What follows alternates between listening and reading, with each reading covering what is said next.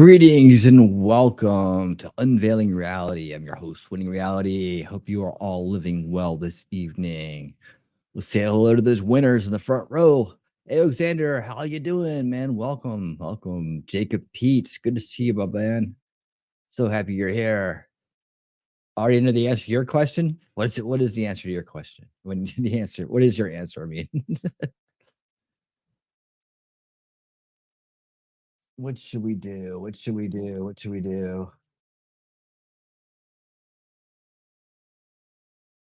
okay. What should we do? Jacob, what is your answer? What, you got to give away your vote? Tell us what your vote is. Oh, man, we got 5 votes for 100% already. Oh, man, I can see where this is going. All right. Okay, so to do this, I will need to change up here. I figured it was going to go this way. So I will 8. We got 8 in here. 8 in here. Okay. Like I said, the early birds catch the worm, man. So we got 5 votes at to go to the GOP debate. It's already started. So I guess that's what we're doing. Let me see here. Forward president. Do this. Share. And let's go. The non-Trump field. But here There it we are, is. All right, I'm going to change up the thumbnail and everything, so I'll be busy here in the background for a minute. So in fact, Nikki Haley is beating you in New Hampshire and South Carolina now, and closing in Nikki on Haley, Iowa. World Economic Forum, not to mention puppet, Trump, who is not only dominating in the early states, but is beating you in Florida by over 30 points. Is it fair to say, as Senator Tim Scott did when he dropped out, that voters are telling you, not no, but not now? So we have a great idea in America that the voters actually make these decisions, not pundits or pollsters. I'm sick of hearing about these polls because I remember those polls in November of 2022.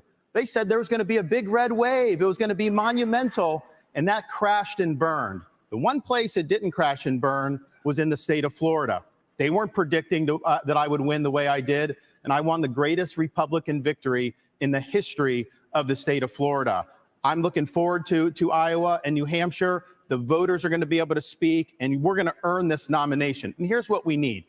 I am sick of Republicans who are not willing to stand up and fight back against what the left is doing to this country. You've got to be willing to stand strong, and you've got to be willing to beat these people. I'm the only one running for president that has beaten these people on issue after issue.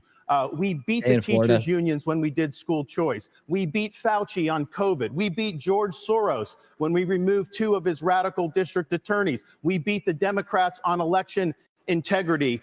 I have delivered results. That's what we need for this country. And you have other candidates up here like Nikki Haley. She caves anytime the left comes after her, anytime the media comes after her. I did a bill in Florida to stop the gender mutilation of minors. It's child abuse and it's wrong. She opposes that bill. She thinks it's fine and the law shouldn't get involved with it. If you're not willing to stand up for the kids, if you're not willing to stand up and say that it is wrong to mutilate these kids, then you're not going to fight for the people back home. I will fight for you and I will win for you.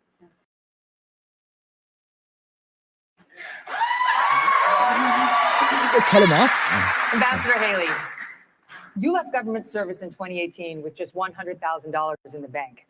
5 years later, you're reportedly worth $8 million, thanks to lucrative corporate speeches and board memberships like you had with Boeing. Weeks ago, you met with Wall Street heavyweights, including leaders from JP Morgan, Goldman Sachs, and BlackRock. Several other billionaire investors are reportedly ready to endorse you, or recently have, all of which comes with expectations. Aren't you too tight with the banks and the billionaires to win over the GOP's working class base, which mostly wants to break the system, not elect someone beholden to it? Well, thank you. It's great to be here. First I'll tell you, just to respond to Ron, he continues to lie about my record. I actually said his Don't Say Gay bill didn't go far enough because it only talked about gender until the 3rd grade. And I said it shouldn't be done at all, that's for parents to talk about. It shouldn't be talked about with schools. In reference to donors coming on board, look, we will take support from anybody we can take support from. But I have been a conservative fighter all my life. I was a Tea Party candidate when I became governor. We opposed every single corporate bailout we possibly could. We passed tort reform. We passed one of the toughest illegal immigration laws in the country. We passed pro-life bills. We moved in unemployment from 11% to 3%. We took on the unions and we took on Obama when it came to the unions, the Syrian refugees, and everything in between. And so I've had a fight. And so as much as Ron says that's not true. But when it comes to these corporate people that want to suddenly support us, we'll take it. But I don't ask them what their policies are. They ask me what my policies are.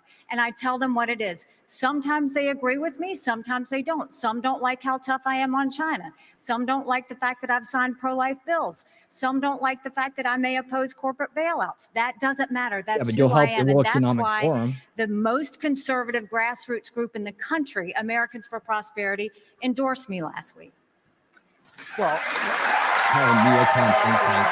because she didn't respond to the criticism. It wasn't about the Parents' Rights and Education bill. It was about prohibiting sex change operations on minors. They do puberty blockers. These are irreversible. Talk to Chloe Cole. She went through this. Now she's an adult. She's warning against it. She may never be able to have kids again. That is what Nikki Haley opposed. She said the law shouldn't get involved in that. And I just ask you, if you're somebody that's going to be the president of the United States and you can't stand up against child abuse, how are you going to be able to stand up for anything? That is the truth. We have it on video. I said that if you have to be 18 to get a tattoo, you should have to be 18 to have anything done to change your gender. You said the law should stay out of it. We're gonna get to this in more detail later. Let's finish with electability, but trust me, we're coming back to this issue. Mr. Ramaswamy, for months you campaigned as a unifier. Then you stood up at the first debate and attacked all of your competitors as bought and paid for. The second debate, you changed your tune, saying these are good people on this stage, admitting you can come across as a bit of a know-it-all and rejecting the practice of personal insults. By debate number 3, you called Nikki Haley corrupt, accused Ron DeSantis of wearing high heels, and told Ambassador Haley she should keep a closer eye on her daughter. Can you see how this has led some to conclude you are not, in fact, a unifier, and to question your authenticity? Megyn, I think there's a time and place for everything. We need somebody in the White House who absolutely is going to be a fighter when it counts. And I did say that there were some good people on that stage in that third debate. Doug Burgum was on that stage at that time. And I'll say that jokingly. Ron DeSantis is a good person, too. I want to go back, though, to Nikki Haley's comment from earlier that she is somehow not responding to the will of these donors. Nikki, you were bankrupt when you left the UN. After you left the UN, you became a military contractor. You actually started joining service on the board of Boeing, whose back you scratched for a very long time, and then gave foreign multinational speeches like Hillary Clinton is. And now you're a multimillionaire. That math does not add up. It adds up to the fact that you are corrupt. And when I said they were bought and paid for, I meant the Republican establishment, not the Democratic establishment. Now you have Reid Hoffman, the person who's effectively George Soros Jr., funding lawsuits across this country against Donald Trump to keep him off the ballot, funding left-wing causes. We discovered this week that he is one of Nikki Haley's largest supporters. Larry Fink, the king of the woke industrial complex, the ESG movement, the CEO of BlackRock, the most powerful company in the world, now supporting Nikki Haley. And to say that doesn't affect her is false, because it's after that meeting later that day that she says that every American needs to be doxxed by having their ID, their government-issued ID, tied to what they say on the internet. So I think that this is far more digital corrupt ID than I even imagined when I entered politics. But I will digital say ID this. is part of the It is going to take a leader from the outside with fresh legs from the next generation to unite this country. Not the broken politicians who are puppets of the puppet masters, but the actual people in this country. Thomas Jefferson was 33 when he wrote the Declaration of Independence. I think it's going to take somebody whose best days in life are still ahead to see a country whose best days are ahead of itself. And I think I can reach that next generation better than anybody else in this race. Thank you. Response. Megan. First of all, we weren't bankrupt when I left the UN. We're people of service. My husband is in the military, and I served our country as UN ambassador and governor. It may be bankrupt to him, but it certainly wasn't bankrupt to us. Secondly, I did serve on the board of Boeing. I did a lot of work with Boeing when I was governor. They were a great partner to me. I served for 10 months. And then when they decided after COVID that they wanted to go for a corporate bailout, I've never supported corporate bailout. So I respectfully stepped back and got off the board. I love Boeing. They build good commercial airplanes. They build airplanes for our Air Force. I am proud of them. They employ a lot of people in South Carolina. But that's why I left the Boeing board. There's nothing to what he's saying. And in terms of these donors that are supporting me, they're just jealous. They wish that they were supporting them, but I'm not going to sit there and deny. Hold on, let me get the governor in, and then I'll go. So, and Vivek, he wrote a book talking about ESG and these woke corporations and BlackRock. The idea that I want to do that in Florida, they were managing our pension, part of our pension, and then when they did the ESG, I took $2 billion away from BlackRock. We all know what ESG means, doesn't it? This ESG, they call it environment, social governance. This educated again, crowd Nikki on the is internet meeting right with all here. these people. They want to use economic power to impose a left-wing agenda on this country. They want basically to change society without having to go through the constitutional process. We've kneecapped it in the state of Florida. The next president of the United States needs to be able to go to that office on day one and end ESG. And the fact of the matter is, we know from her history, Nikki will cave to those big donors when it counts. And that is not acceptable. I did write that book, Ron, and the irony is Nikki Haley was heaping praise on me when I wrote that book, but now I worry. I was warning about the woke industrial complex in this country as a warning. Apparently, she read it as a how-to manual, just like she reads George Orwell's books as well. And so I think that that's actually far more dangerous than, this is really important for people to understand. We're marching towards fascism under Biden. Jack Smith has subpoenaed every last retweet that someone has issued from Donald Trump in the year 2020. The only person more fascist than the Biden regime now is Nikki Haley, who thinks the government should identify every one of those individuals with an ID. That is not freedom. That is fascism. And she should come nowhere near the levers of power, let alone the White House. I've got to get to Governor Christie. I haven't forgotten No, about but you, can sir. I just say, Can you speak? I really appreciate it. How you doing, sir? Good to see you. Can you please speak to the requirement that you said that every anonymous internet user needs to out themselves? They're both hitting you on it. I would be happy to, and I love all the attention, fellas. Thank you for that. I'll say this. What I said was that social media companies need to show us their algorithms. I also said there are millions of bots on social media right now. They're foreign, they're Chinese, they're Iranian. I will always fight for freedom of speech for Americans. Has no idea we what's do going not on the need internet. freedom of speech for Russians and Iranians and Hamas. We need social media companies to go and fight back on all of these bots that are happening. That's what I said. As a mom, do I think that social media would be more civil if we went and had people's names next to that? Yes, I do think that, because I think we've got too much cyberbullying. I think we've got child pornography and all of those things. But having said that, I never said government should go and require anyone's name. That's false. She said, I want your name. She As President of the United States, her first day in office, she said, one of the first things I'm going to do, I said we were going to get the millions of bots. She wants government ID to dox every American. That's what she said. You can roll the tape. She said, I want your name. And that was going to be one of the first things she did in office. And then she got real serious blowback, and understandably so, because it'd be a massive expansion of government. We have anonymous speech. Global government. The Federalist Papers were written with anonymous writers. Jay, Madison, and Hamilton, they went under Publius. It's something that's important, and especially given how conservatives have been attacked and they've lost jobs and they've been canceled. You know the regime would use that to weaponize that against our own people. Okay, it was a so bad I idea. have to say, already did. Come on, I'm going to give you 15 seconds, and then there is the the governor, former governor of New This Jersey. cracks me up because some Ron is so hypocritical, because he actually went and tried to push a law that would stop anonymous people from talking to the press, and went so far to say Has nothing bloggers to should do have with to the register internet. with the state if they're going to write about elected Still, officials. it's It still was a in the straw money. man. Check your newspaper. It was absolutely there. Okay. I have Seven never Bills or said ammunition government that No you should. more, use to no more. trample on your You can constitutional come back to it rights. later. No, This is no. more dangerous than the You're Democrats. lying. This section's over. Okay. Governor Christie. Really? Just that I'm piece. usually not somebody who gets missed, but okay, let's go. What's happening? Okay, I got you. Listen, you endorsed Donald Trump in 2016 and 2020. You gave him an A for his first term. Since then, however, you've turned on him, calling him a liar, a loser, a con man, and someone who cannot win. Because he didn't You get a even spot said that you in got the into this race administration just because to he's stop corrupt. President Trump. That's why His that approval happened. rating with Republicans is currently at 81%. Yours is at 25. Your best state is New Hampshire, and even there, 2/3 of GOP voters say they would be angry and disappointed if you won. Respectfully, Governor, you have not stopped Mr. Trump, and voters may 90% wonder said how you could suicidal. possibly become the nominee of a party that does not appear to like you very much. Yeah. Well, look, Megan, it's often very difficult to be the only person on the stage who's telling the truth, and the only person who is taking on what needs to be taken on. I look at my watch now. We're 17 minutes into this debate, and except for your little speech in the beginning, we've had Right, these I three know. acting I as know. if the race is between the four of us.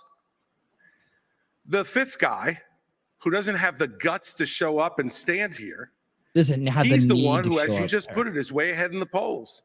And yet I've got these three guys who are all seemingly to compete with, Voldemort, he who shall not be named. They don't want to talk about it. The fact is that when you go and you say the truth about somebody who is a dictator, a bully, who has taken shots at everybody, whether they've given him great service or not over time, who dares to disagree with him, then I understand why these three are timid to say anything about it. Maybe it's because they have future aspirations. Maybe those future aspirations are now, or maybe they're 4 years from now. But the fact of the matter is the truth needs to be told. Yeah, And for us you're to the go wrong 17 guy. minutes You don't tell the without truth. discussing the guy who has all those gaudy numbers you talked You're about just here to try to jump on is Trump. ridiculous. I'm in this race because the truth needs to be spoken. He is unfit.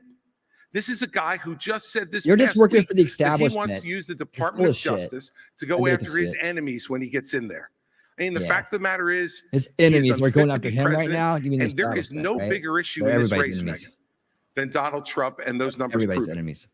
Governor Christie, we will be addressing that issue of Donald Nobody Trump liked in it. just a moment, but I'd like to first get to some questions on Israel. Governor DeSantis, tonight as we speak, the war is back on in Gaza. Israeli tanks are on the move and have surrounded the home of the leader of Hamas. 8 Americans have been held hostage in the tunnels beneath Gaza for 60 days now. American troops and warships in the Middle East are under attack. How far would you go as president to secure the release of those 8 American hostages? And would it include sending American forces into combat? We have to look out for our people. When there are hostages, commander in chief, you have to do whatever you can to get them done. But the overall issue with this is this administration is trying to hobble Israel from being able to defend itself. They have a right to eliminate Hamas and win a total and complete victory so that they never have to deal with this again. Hamas wants nothing less than a second Holocaust. They would wipe off every single Jew off the map. They would destroy the state of Israel if we could. Joe Biden will say they support Israel, and then they do nothing but try to kneecap them every step of the way. You should not try to direct their war effort. We should work together with them so that they can bring Hamas to heel. Look, I served in Iraq back in the day. I'm the only one running for president that served in the military. I understand that part of the world. It's not the best part of the world. We do have troops there that Biden is leaving basically as sitting ducks. And you have the Iranians Nacho that Kitty, are what's up? attacking these troops, and he's responding with basically pinpricks. If you harm an American service member, you're going to have hell to pay when I'm president. We are not going to let our troops be sitting ducks. We also need to look at what's the underlying problem here. Iran. Biden is doing nothing to bring Iran to account. You got to turn the screws on them. Don't let them have any oil revenue. The money they get they send to Hamas, they send to Hezbollah, and they foment jihad throughout the Middle East. So Biden has empowered Iran just like he's empowered other adversaries. We stand with Israel. They're our best ally in the Middle East. Kitty her we have own a unique interest, relationship with them, and you will see a strong relationship when I'm the president of the United States. But would you send American troops? Elizabeth, look, this is the problem with the first three debates. Yep. Ron gets asked a question and he doesn't answer it. Your question was So very yeah, specific. this Saturday night, guys. You by the said, way, this would is you Christie send talking. He's American full of shit. troops Who as cares, command- right? I'm gonna talk over this guy. Chief, But and he went on to this minute. I'm gonna 30 be second unleashing hosanna a about new his knowledge of the segment for military the show. and what we need Saturday to night. do. It's and really didn't cool, answer guys. your question. So Look, show up and when get you're your president theme of the United song. States, That's what it's you're gonna not be have about. a If you haven't seen choice the whether to answer that question or not. Your if you haven't generals, your seen the Secretary of Defense, your Secretary of State, your the National title Security of the Advisor show for the are gonna Saturday present night, plans to you. They're it's gonna look called at you and say, do we go what or did I don't call we, it? Mr. Come get your President? come And get you your can't song give or a something like that. 90-second speech about your military Yeah. services. So Law would Little you spoiler for send the guys, for American everybody who's troops to here. rescue I those would hostages? absolutely. That is Absolutely. let me If see what they it had a says. plan which Songs showed me songs about you. that we could get So them out yeah, safely, come you're and damn come right get I'd the send song about American you. Army in We're there gonna write it to get our together. people home and get them home now. There we go. I'll turn And this guy answer back that up. question directly. Thank you, Governor Christie. Mr. Ramaswamy, you have said it was irresponsible for Ambassador Haley to call Hamas's terrorist rampage an attack on America and for her to, quote, rabidly shout, finish them, end quote.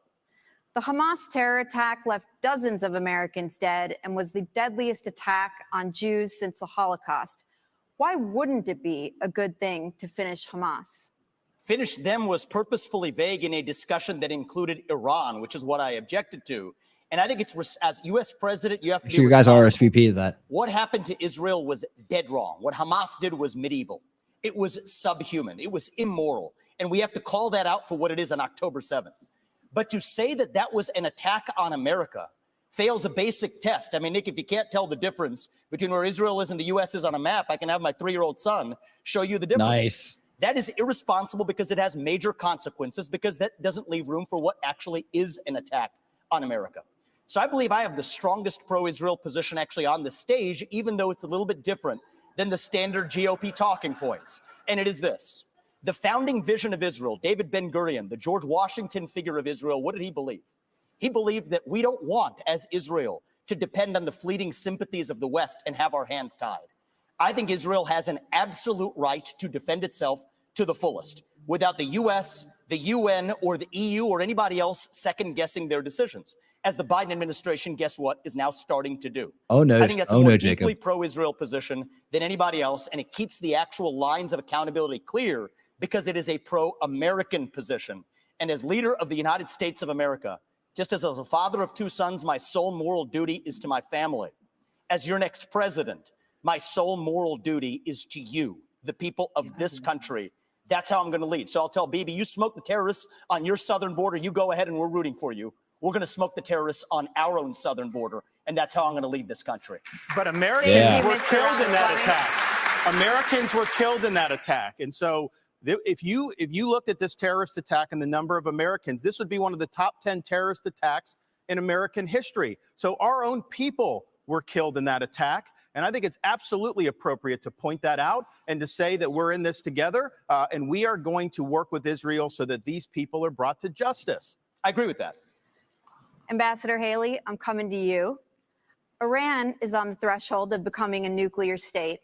The Wall Street Journal reported that Iranian military leaders gave the green light for Hamas's attack on Israel. Puppet. You said in last month's debate that, by contrast to the Biden administration's approach to Iran, you would, quote, punch them once and punch them hard.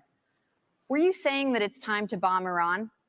No, I was not saying it's time to bomb Iran, but I will tell you, I dealt with Iran every day when I was at the United Nations, and they only respond to strength.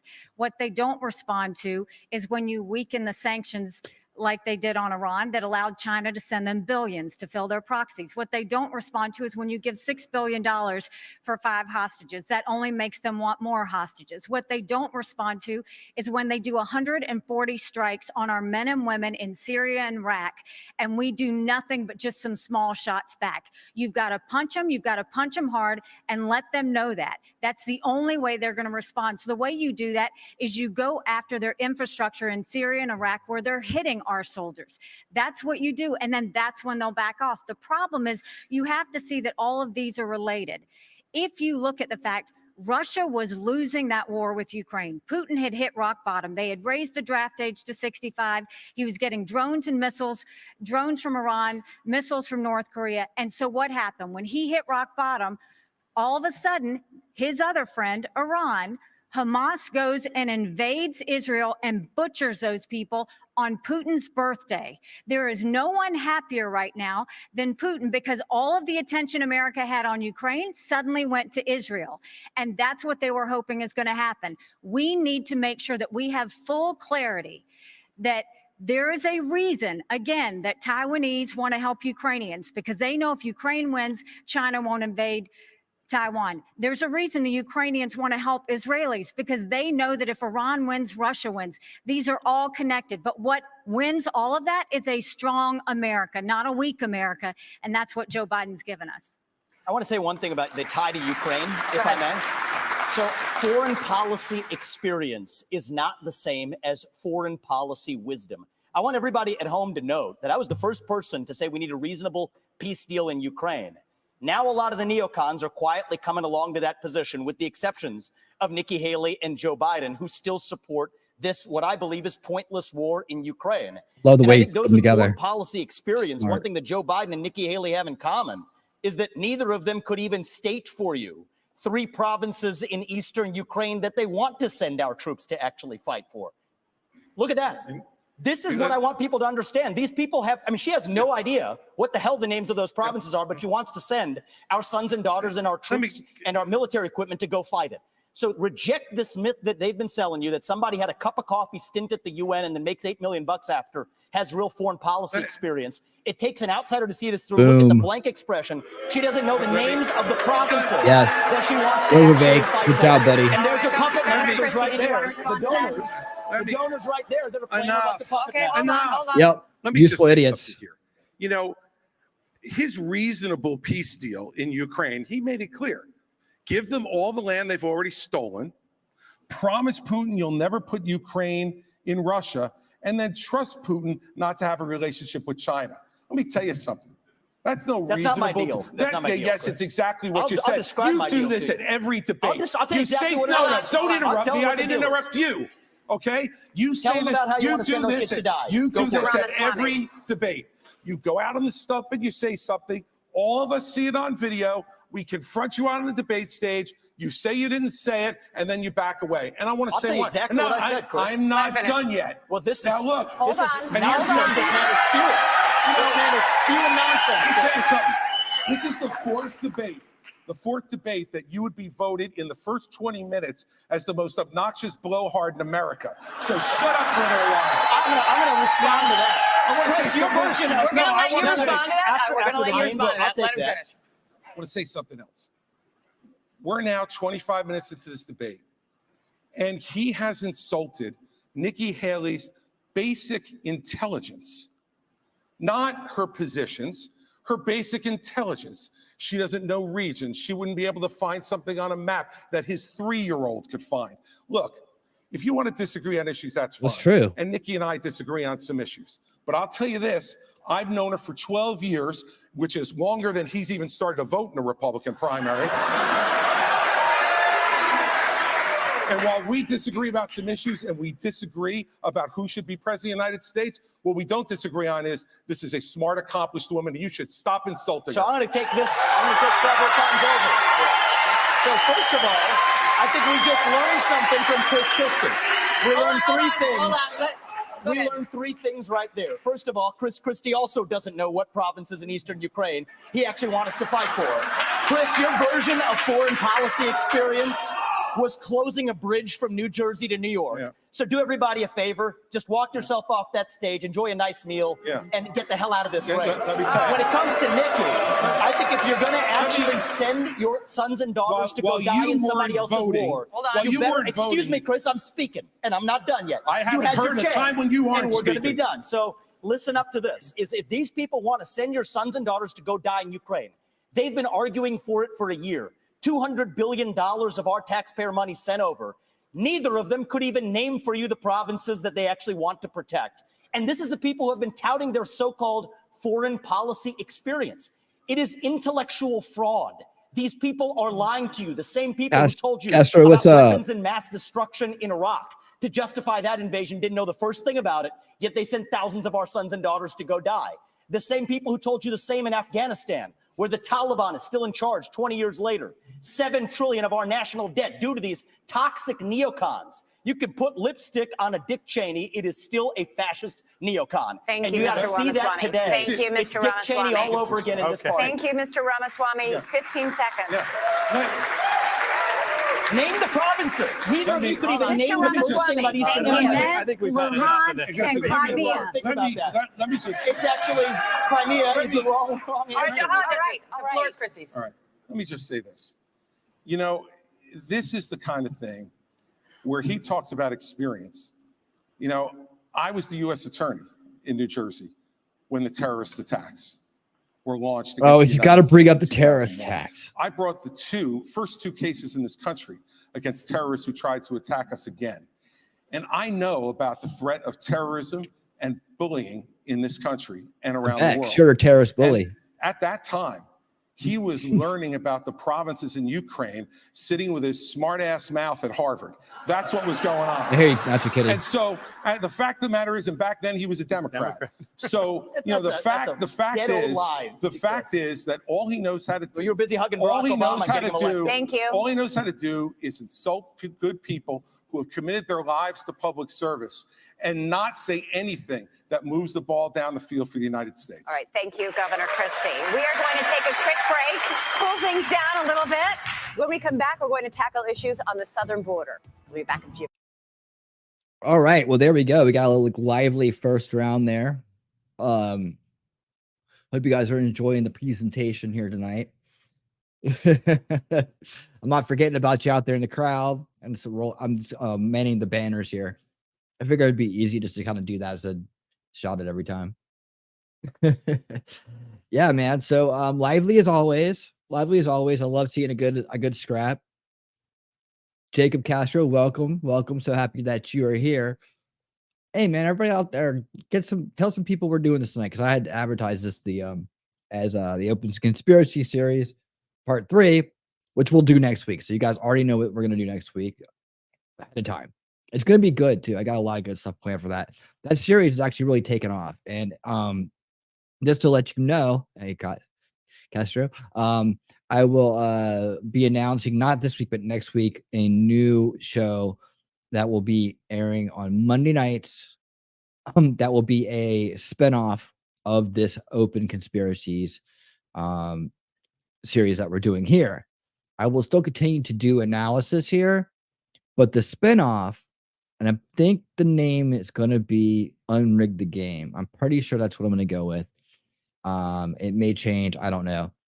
But that is going to be something different, right? It's going to be a little bit different. We're going to get into some real nitty-gritty research on that in terms of, you know, people don't read books a lot anymore these days, right? But a lot of good books are written. And I figured, you know, I need to spend more time reading books. And I'm sure a lot of you feel the same way, because life gets busy, and then we have our streamer life, and we got all kinds of other things going on. So it's going to be, and I'm going to tell you guys because you're here, it's going to be, I'm going to give you the preview next week. I'm going to tell you what it is tonight. It's going to be a audio book read along, and I've got a great book to start out with. I'll announce that next week with the intro I'm going to do, but it's going to be cool. We're going to take it. It's going to be about a 2-hour show. So we're going to hit about 2 hours of it. And the first book should be about 5 episodes. And it's going to get down to the nitty gritty about what we're talking about is in this term, in open conspiracies. Who runs the world? Who controls the world? How are they doing it? What agendas are they rolling in? And what do we have to be concerned about? You know, not about, you know, any kind of crazy conspiracy theories or wild off the edge down the rabbit hole kind of ideas, but what's actually in front of us, how do we counter it? And Unrig the Game is going to be about looking at that, having discussions about the books as we read them, and also coming up with ideas, right? And actually thinking about how can we actually actively start to resist these coming changes, because they're coming fast. It's 2024, almost 2024. And by 2030, they're hoping to have this stuff in or long down the line, and they're doing it all the time. So we are learning.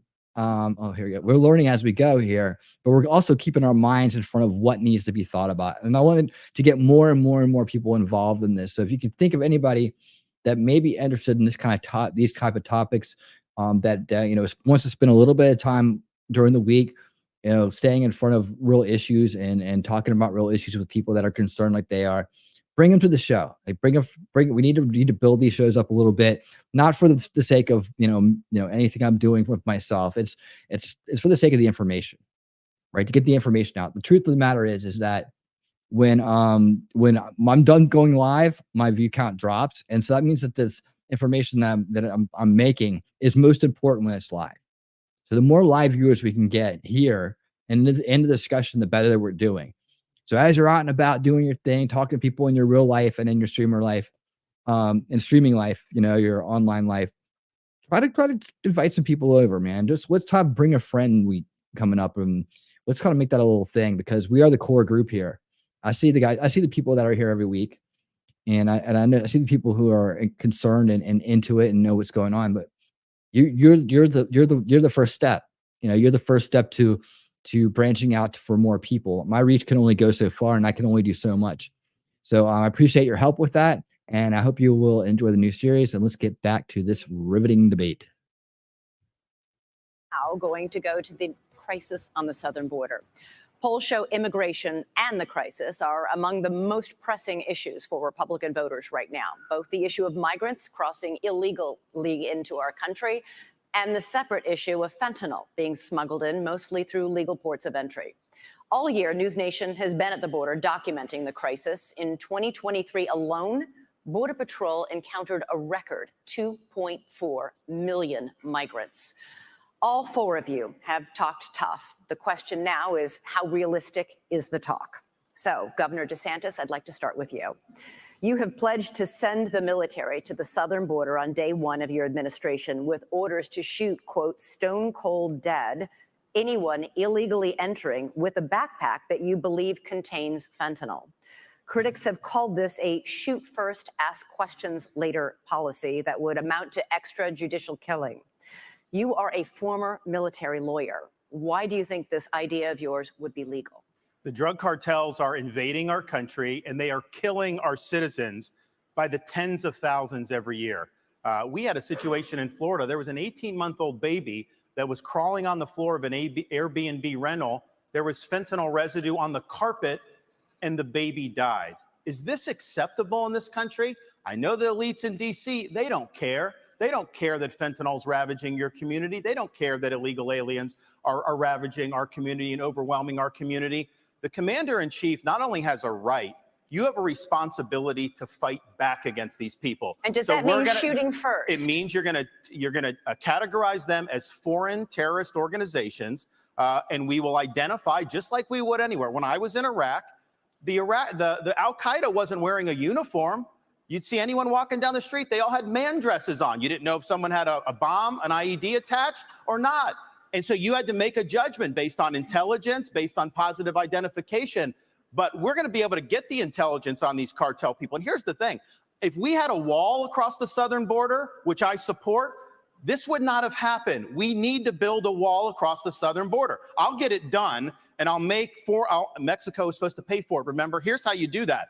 I am going to have fees on remittances from foreign workers when they send the money back to foreign countries. We're going to tax it, and we're going to build a wall with that. So yes, you should have had that, but we don't have it. I'm going to build it, but we have to lean in on this problem. I am not going to sit there and allow mothers to lose more kids because of fentanyl overdose. I am not going to sit there and let sex trafficking go unabated or human trafficking go unabated. There's going to be a new sheriff in town, and these drug cartels better buckle up. Thank you. Ambassador Haley, you have pledged to catch and deport all migrants who are here in this country illegally. But then you said in Londonderry, New Hampshire last month that you will not deport those who are working and paying taxes rather than feeding off the system. Which is it? So first of all, what I said is all of the 7 or 8 million illegals that have come under Biden's watch, absolutely have to go back. We have to stop the incentive of what's bringing them over here in the first place. Biden just gave temporary protective status to 500,000 Venezuelans. That's 500,000 Social Security cards. That's 500,000 driver's licenses. And I know from my time at the United Nations, the first thing they do is pick up the phone and said, we came over, come on over. And that's what sends more. You have to go and deport these people so they know it can't happen again. For those that have been here longer than that, we've got to start seeing who is it, how long have they been here, have they been vetted, have they paid taxes, have they been working, and figure out who else is out there. But what I know is my parents came here legally. They put in the time, they put in the price. They are offended by those that are coming illegally. We can't let them skip the line. But when you talk about fentanyl like you did before, let's look at something else. Yes, I think we should send special operations over and take out the cartels. I think we should do a remain in Mexico policy so they never step foot in U.S. soil in the first place. But look at where fentanyl came from. Let's go to the heart of the matter. It came from China. That's why we need to end all normal trade relations with China until they stop murdering Americans with fentanyl. I promise you, they need our economy. They will immediately stop that. But this is where Trump went wrong. Trump was good on trade, but that's all he was with China, because here he allowed fentanyl to continue to come over. He continued to allow them to he would give them technology that would build up their military and hurt us. He allowed the Chinese infiltration for them to buy up farmland, to put money in our universities, and to continue to do things that were harmful for America. They were doing that long before Cuba Trump. and police stations, and Trump didn't do anything about it. Thank you. China, though, I mean, listen, this is rich, because when she was governor of South Carolina, she was the #1 ranked governor of bringing the CCP into her state. She wrote a love letter to the Chinese ambassador saying how great a friend China is. You can look at it. We put it on our website, rondesantis.com. There's also a video of her as governor standing in front of a Chinese flag with a Chinese business saying that she now works for them, talking about this Chinese company. So she's been very weak on China. Now, here's the problem. The rhetoric is different, but her donors, these Wall Street liberal donors, they make money in China. They are not going to let her be tough on China, and she will cave to the donors. She will not stand up for you. 15 seconds, Ambassador. First of all, he's mad because those Wall Street donors used to support him, and now they support me. The second thing is, that's not a badge of honor. A Chinese company, UGAS, that he just did a rally there last year. They have given you $340,000 in campaign donations between them and their employees. They are tied to the Communist Chinese Party. Jinko Solar is another one. They went and expanded. You gave $2 million in subsidies. I banned China from buying land in the state of Florida. The Department of I ejected the Confucius Institute. Nikki Haley brought Confucius Institutes to the universities in South Carolina. That is not true. I ejected them. So I have a record of standing up and do what's right. And here's the thing. You have a record of lying. She's trying to say things like that. Even the liberal media groups that usually, if I say the sky is blue, they'll fact check me and say that's wrong. They looked at her charges. They said it was totally false, that they could not find one instance of me recruiting a Chinese business coming to Florida. You know why? Because we never recruited any Chinese businesses to the state of Florida. Thank you. Thank you. Mr. Ramaswamy, over the past year, fentanyl has killed more than 75,000 Americans, 1,000 of them right here in Alabama. You have vowed to use the military to, quote, annihilate drug labs inside Mexico, something the president of Mexico said would be a hostile act. But fentanyl can easily be made anywhere, and labs that are shut down can easily and quickly be replaced. Are your tough enforcement policies offering false hope to a country racked by addiction? What is this fascination? To the contrary, I don't think it's going to have to come to that if we deal with the actual demand side problem that we also have in this country. I mean, the easy part is talking about how we're going to use our military to secure the border. I will, and I believe that everybody else wants to do the same thing. But the harder part is dealing with the crisis of purpose and meaning, the mental health epidemic raging across this country like wildfire. And there's a reason why after the opioid crisis, you see fentanyl. And even after we get fentanyl, and we are going to be sure to make sure we do it, this one is worse for many reasons. They're illegally lacing it into pharmaceuticals, so it's more dangerous. But we're deluding ourselves. The real false promise here is thinking that we're going to have dealt with that underlying mental health epidemic in this country by just dealing with the demand side of it. But I want to get back to this issue of the root cause, because a lot of these are coming from labs in Wuhan, China, of all places. Drug materials that are going to the Mexican drug cartels that they're pumping across that southern border like a modern opium war. I think it is going to take a U.S. president that's going to have a very different conversation with Xi Jinping than what Joe Biden just had in California. I will tell Xi Jinping, you will not only not buy land in this country or donate to universities in this country, U.S. businesses won't expand into the Chinese market until they're playing by the same set of rules. And the same country that's putting fentanyl into illegal pharmaceuticals in Mexico, it's no coincidence, is the exact same country that also unleashed hell on the world with the COVID-19 pandemic. We also have to hold them accountable with every financial lever that we have available. That is what it actually means to stand with a spine. And you mark my words, if we're willing to stand with the spine, China will absolutely have to fold because they're in a tougher spot than we are. And then we're back to playing by the same set of rules. Thank you, Mr. Ramaswamy. Thank you. They should have to sell that land. Let's talk about the economy. Ambassador Haley, homeownership has always been part of the American dream, but it's increasingly out of reach for younger Americans. This year, mortgage rates reached 30-year highs. Home prices have risen $190,000 over the past decade. Is this a free market at work? Or should the federal government do something to make homes more affordable? Well, first of all, I mean, you're exactly right. My daughter just got married, and I saw how hard it was for her and her husband to buy a home. Right now, the average homeowner in America is 49 years old. You've got young people everywhere. That used to be the American dream, and now it's out of reach.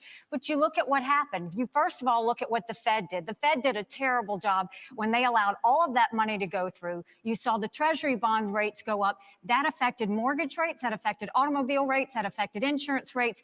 And so now we have a high interest rate. You've got a supply issue. Ask any builder. The supply issues have continued to be there. That's caused the rate to go up. And then you've got insurances that have gone up. And so what you have is a lot of younger people who, one, can't afford a home, but two, the banks aren't lending them any money. They've made the regulations so hard that they don't want to give loans on mortgages anymore. So what we have to do is we have to open it up. We have to, one, grow our economy so that people have more money in their pockets. We've got to look at the supply chain and make sure that we are funneling that so that builders don't have to sit there and go overseas to find things.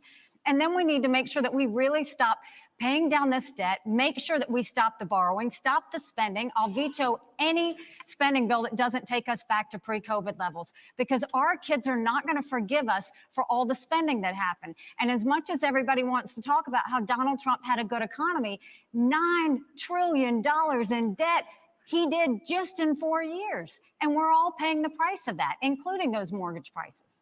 We're going to come back to President Trump, I promise. Governor DeSantis, the latest News Nation Decision Desk poll found that inflation tops the worries of American voters.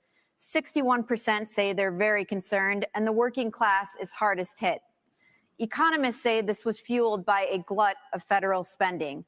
The Biden administration has added $6 trillion to the national debt so far, but President Trump wasn't exactly a penny pincher. His administration added $7.8 trillion. Do Republicans, including President Trump, share the blame for inflation? And what concrete steps would a President DeSantis take to help Americans make ends meet? The borrowing, printing, and spending of money was both parties in Washington, D.C. That's just a fact. These Republicans in Washington have spent. It's driven your prices higher, and it's driven your interest rates to the point where you can't afford. I met a young fella in Iowa. He had graduated college a couple years ago, and he's like, Governor, I don't have a chance. I'm gainfully employed. He's like, I have no chance to afford a home and start a family. That is taking the American dream away from people. So we're going to get the inflation down. We're going to get the interest rates down. We are going to reduce spending, and I will be willing to veto, and I vetoed a lot as governor of Florida, and we'll do that. We're also going to open up all of our domestic energy for production, lower your gas prices, lower the price of fuel. That's going to help the economy. It also help jobs, and we'll do it. But, you know, another thing that's burdening young people are these student loans. Now, I don't support having a truck driver having to pay a student loan for someone that got a degree in gender studies. That is wrong. We should not have taxpayers do that. What I'm going to do, though, is I'm going to get to the root cause of the problem. These student loans are going to be backed by the universities because they need to have an incentive to produce gainful employment for people. They should not be indulging in ideological studies. They should be focusing on things that work. And we're going to take some of this money and we're going to move it to actual vocational training. In Florida, we doubled apprenticeships. We have more truck drivers. These are in-demand skills Don't let anybody tell you that the only way you can be successful is through a 4-year brick and ivy degree. That's one way you can be. It's not the only way, and we're going to fix that problem. Mr. Ramaswamy. Yep, you can be a trucker. Cryptocurrency like Bitcoin as an opt-out from our, quote, broken financial architecture, and you oppose efforts to regulate it. The head of the largest international crypto exchange just pleaded guilty to allowing his platform to launder money for terrorists, including Hamas. You say your cryptocurrency plan will, quote, ensure economic freedom for Americans. We're going to be going over that crypto Won't it and also ensure economic CBDCs freedom very soon for on this channel. fraudsters, On this criminals, and terrorists? this show right Look, here. fraudsters, criminals, and terrorists have been defrauding people for a long time. Our regulations need to catch up with the current moment. The fact that SBF was able to do what he did at FTX shows that whatever they have as the current framework isn't working. And I think it is nothing short of embarrassing that Gary Gensler, the current leader of the SEC, in front of Congress, could not even say whether Ethereum counted as a regulated security or not. And so I think that this is just another example of the administrative state gone too far. Here's the dirty little secret in American politics today. The people who we elect to run the government are not the ones who are even actually that are writing regulations that Congress never gave them the authority to write. And the good news is a U.S. president can absolutely fix that. That takes a U.S. president with a spine. So what I've said is in my administration, by the end of year one, we will have a 75% reduction in the number of federal bureaucrats. We will shut down government agencies that should not exist. We will rescind any regulation that fails the test of West Virginia versus EPA, which is the most important Supreme Court case of our lifetime, that said if Congress didn't delegate that to an administrative agency, then it's unconstitutional. These are seismic changes. These are big changes that the next president can deliver without asking Congress for permission or for forgiveness. And I want people to understand that distinction, because people have been sold myths by politicians for a long time saying, I'm going to work with Congress to do this or that. Much of what you've heard on the stage from the other politicians fit that description. They need Congress. The things that I'm promising you, this is what the leader of the executive branch gets to do under Article 2 of the Constitution. Thank you, sir. Cut down the bureaucracy. Well, That's how we Thank you, grow our sir. economy and put the Federal Reserve in its place. This is part of the crypto discussion. No. 90% Mr. headcount Ramaswamy, reduction at the Fed. You're out of time. Let- 15 seconds, Governor So DeSantis. one of the dangers that we're going to face, Biden wants, is a central bank digital currency. They want to get rid of cash, crypto. They want to force you to do that. They'll take away your privacy. They will absolutely regulate your purchases. On day one as president, we take the idea of central bank digital currency and we throw it in the trash can. It'll be dead on arrival. Perfect. I'm going to do it. That is one of the major pillars of the World Economic And when we come Forum back, and I got Agenda a big 2030. subject. Huge, you might even say. Donald Trump. Stay tuned. It's bigly, darling. Anyways, yeah, that's one of the big pillars of the World Economic Forum Agenda 2030. That their plans cannot stand if certain things don't go through, like digital IDs, like their chosen leadership, their chosen implements into in positions of power. If we don't allow them to gain the power, they cannot further their agendas. There's just this sustainability. There's this stakeholder capitalism that Klaus Schwab dreams of, and as part of the Great Reset. This is the things that they need to stand on. That these are the pillars that must be in place. Digital ID is another one, right? I've been learning a lot about this. Tonight's show is going to be a lot about these topics. I'm glad we're doing this, and then this sets it up for next week for more discussion, right? We're going to be hitting these topics hard. We're going to learn them inside and out.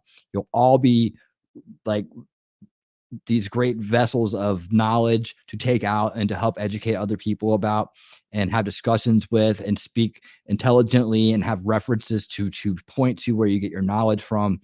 And hopefully we'll be able to, one by one, like the 100th monkey, man, spread the word and get people awake about what is going on with this real threat that's right in front of us, right? Something we can actually tangibly do something about by resisting. Listen to the people who say, I'm not going to be part of this. Listen to the people who call it out, right? and make sure that they have support. Even DeSantis, though, we don't want him for president. I mean, a lot of people don't feel like he's there, right? I'm not kicking him out of the club. I just don't. I think that he needs to be doing what he's doing, or be in a cabinet position. I think the same with Vivek. I like him a lot. He's tough. He's smart. He's very educated. He's the future, but he's not today, right? We have somebody that needs to get in there and finish up what they started, and pave the way for people like DeSantis and Vivek, and hopefully others. Hopefully they inspire others to realize this is the new model of the anti-establishment. This is what it looks like. And as time goes on, those little things that fall off are those false starts by some people like DeSantis. Maybe he cleans some of that stuff up, so it's not an issue anymore. But I think that for the defining leadership, the primary leader needs to be the guy who started this, who kicked the door in the GOP and kicked the neocons out, and who keeps the neocons out, because we cannot let the neocons get back in. It's absolutely the most important thing about this upcoming election, is that Trump wins the primary, hangs on to the GOP, and is able to hand it to another anti-establishment candidate that can then keep it as clean as possible. Let's put it that way.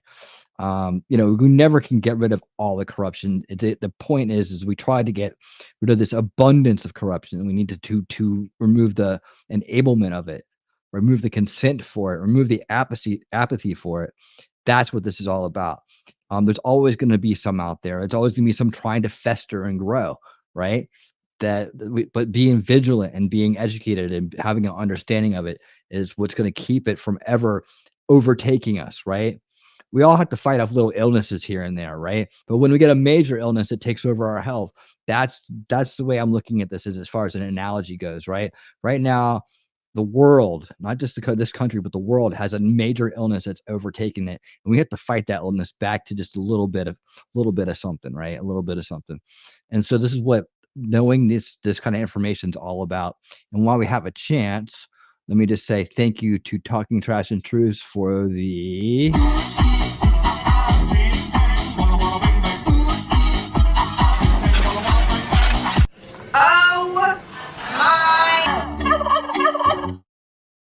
thank you for the $10 super chat. Excellent show. Glad you took the chance and switched it up. Me too. And thank you for letting me know that it was happening, because I had totally, between life and work and everything else, I totally had missed it. So anytime anybody can speak up about this, but thank you, Shelley, for being on the ball as always. Here we go. Round 3. So you've all spent a lot of time criticizing each other on this stage, as Governor Christie pointed out, and less so for most of you on the front runner in this race, Donald Trump. We invited him to come tonight, as you know, but he declined to come. But we'd like to ask you a couple questions about him now. Ambassador Haley, former President Trump recently promised, if he's reelected, to bring back and expand his program restricting immigration from Muslim countries. Here he is in Iowa on October 16th. No longer will we allow dangerous lunatics, haters, bigots, and maniacs to get residency in our country. We're not going to let them stay here. If you empathize with radical Islamic terrorists and extremists, you're disqualified. You're just disqualified. Ambassador Haley, do you support President Trump's plan for ideological screening? Well, I don't think that you have a straight up Muslim ban, as much as you look at the countries that have terrorist activity that want to hurt Americans. You can ban those people from those countries. That's the way we should look at it, is which countries are a threat to us. You look at what came across the southern border. What worries me the most are those that came from Iran, from Yemen, from Lebanon, those areas where they say death to America. That's where you want to be careful. It's not about a religion. It's about a fact that certain countries are dangerous and are threats to us. The president has one job, and that's to keep Americans safe. And that's what we've got to do, is make sure that we have good national security in that process. And that's the way you should look at it, is where the terrorist threats are, how we're going to deal with it, and what we're doing about it. And the biggest threat we have right now is communist China. But you have to also look at what Iran and Russia are doing as well. And we need to be paying attention to that. That's why we have to focus on things like cyber, on space, on artificial intelligence, and not just the regular things that we've always focused on. It's not just terrorism, though. That's important. But look what's happened in Europe. You have more anti-Semitism in Germany than at any time since Adolf Hitler. Why? Because they imported mass numbers of people who reject their culture. Europe is committing suicide with the mass migration, and it's illegal and legal. Nikki Haley said the other day there should be no limits on legal immigration, and that corporate CEOs should set the policy on that. There needs to be limits on immigration, and we should not be importing people from cultures that are hostile. So, for example, I said with the Gaza, you had some of the squad wanted to import 300,000 people from the Gaza Strip. I said, no, we're not taking anyone from Gaza because of the anti-Semitism and because they reject American culture. So we've got to get smart about this. We cannot let the United States be like Europe. So there's low-hanging fruit here. If I may just hit this point, because it relates to what they just said. There are things that the government can do right now that nobody's talking about amongst the professional politicians in this race. What about all of the illegals who are already here? Here's the answer. There's 287G in the law. That is a provision that already allows ICE agents to deputize or allow local law enforcement to enforce those ICE warrants. And it shocks me that nobody in the Republican Party is talking about it, because there are 1 million then officials, law enforcement officials in this country.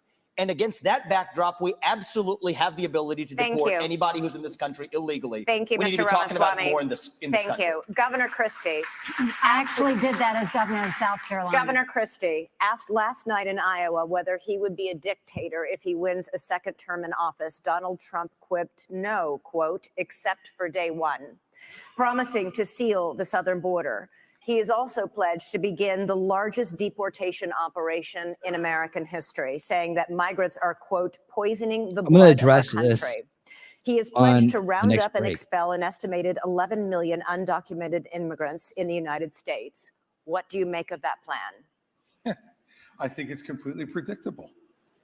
I mean, look, he's made it very clear. There's no mystery to what he wants to do. He started off his campaign by saying, I am your retribution. 8 years ago, he said, I am your voice. This is an angry, bitter man who now wants to be back as president because he wants to exact retribution on anyone who has disagreed with him, anyone who has tried to hold him to account for his own conduct. And every one of these policies that he's talking about are about pursuing a plan of retribution. And yet, at the first debate, my three colleagues on this stage, when asked if he would be convicted of federal felonies, would they still support him, raised their hand, looked into the camera, and let everybody know that they would still support him, even if convicted of federal felonies. Federal felonies, by the way. Federal felonies which involve our election process, federal felonies which involve the most sensitive of our governmental secrets, federal felonies where he instructed others to commit crimes, folks who are now agreeing to go to jail because of what they did in his name. So do I think he was kidding when he said he was a dictator? All you have to do is look at the history. And that's why failing to speak out against him, making excuses for him, pretending that somehow he's a victim, empowers him. You want to know why those poll numbers are where they are? Because folks like these three guys on the stage make it seem like his conduct is acceptable. Let me make it clear. His conduct is unacceptable. He's unfit, and be careful of what you're going to get. If you ever got another Donald Trump term, he's letting you know, I am your retribution. He will only be, Elizabeth, he will only be his own retribution. He doesn't care for the American people. It's Donald Trump first. Thank you, Governor Christie. Governor DeSantis. Governor DeSantis. Thank you. Thank you. Governor DeSantis. Donald Trump would be older on day one of his second presidency than Joe Biden was on day one of his first. You have said Trump is not the same man he was when he ran in 2016. Your campaign is running ads showing Trump confused. And you have said he has, quote, lost the zip on his fastball.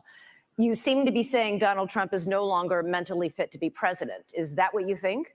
Look, he is showing, Father Time is undefeated. The idea that we're going to put someone up there that's almost 80 and there's going to be no effects from that, we all know that that's not true.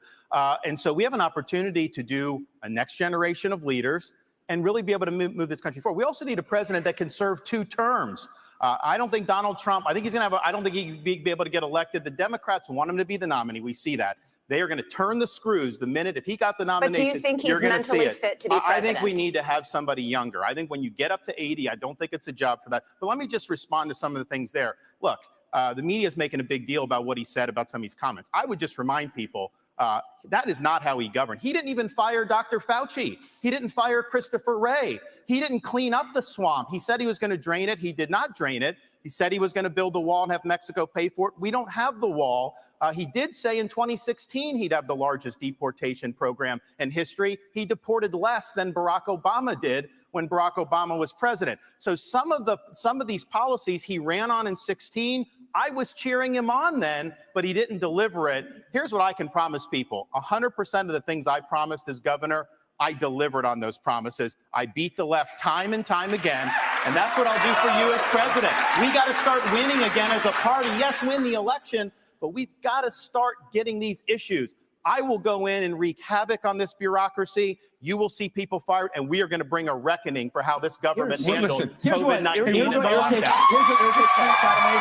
Now, Chris, you had your chance to wax eloquent on Donald Trump. You've been doing it all this whole Why race. doesn't he just answer the question? The question was very direct. Is he fit to be president or isn't he? The rest of the speech is interesting, but completely non-responsive. And if we were in a courtroom, they'd strike the answer and say, Governor DeSantis. No, they wouldn't. They would say that you're a smart they would man. argue that No, they would. No, they wouldn't, They would Chris. strike the answer No, they wouldn't. because you're not answering You it. just Is he don't fit? like- you Is he have your- fit? you have no. your thing. Is he You fit have or your isn't he? thing. No, I don't have my thing. We don't. He's the thing. Is We he do fit not or want isn't to he? do someone You're that's talking about almost him being 80 years It old. doesn't mean Ron, that somebody is he couldn't fit? get elected. That's Ron, up to the people. that Governor Ron, DeSantis, let Ron, him is we he have an fit or opportunity to isn't do he? somebody who's Governor in. DeSantis, Too let far. him finish. Ron, Okay. is he I think we fit? have an opportunity Guys, to do guys, somebody guys, who no is in the talking prime over of each their other. life. Yes. We don't have to No worry talking about all I'm this stuff good. with Ron, positive. DeSantis, We can get it Governor done, DeSantis, and stop. we'll do it. I'm going to come to you. Finish. Look, Father Time is undefeated. I don't know how he would score on a test, but I know this.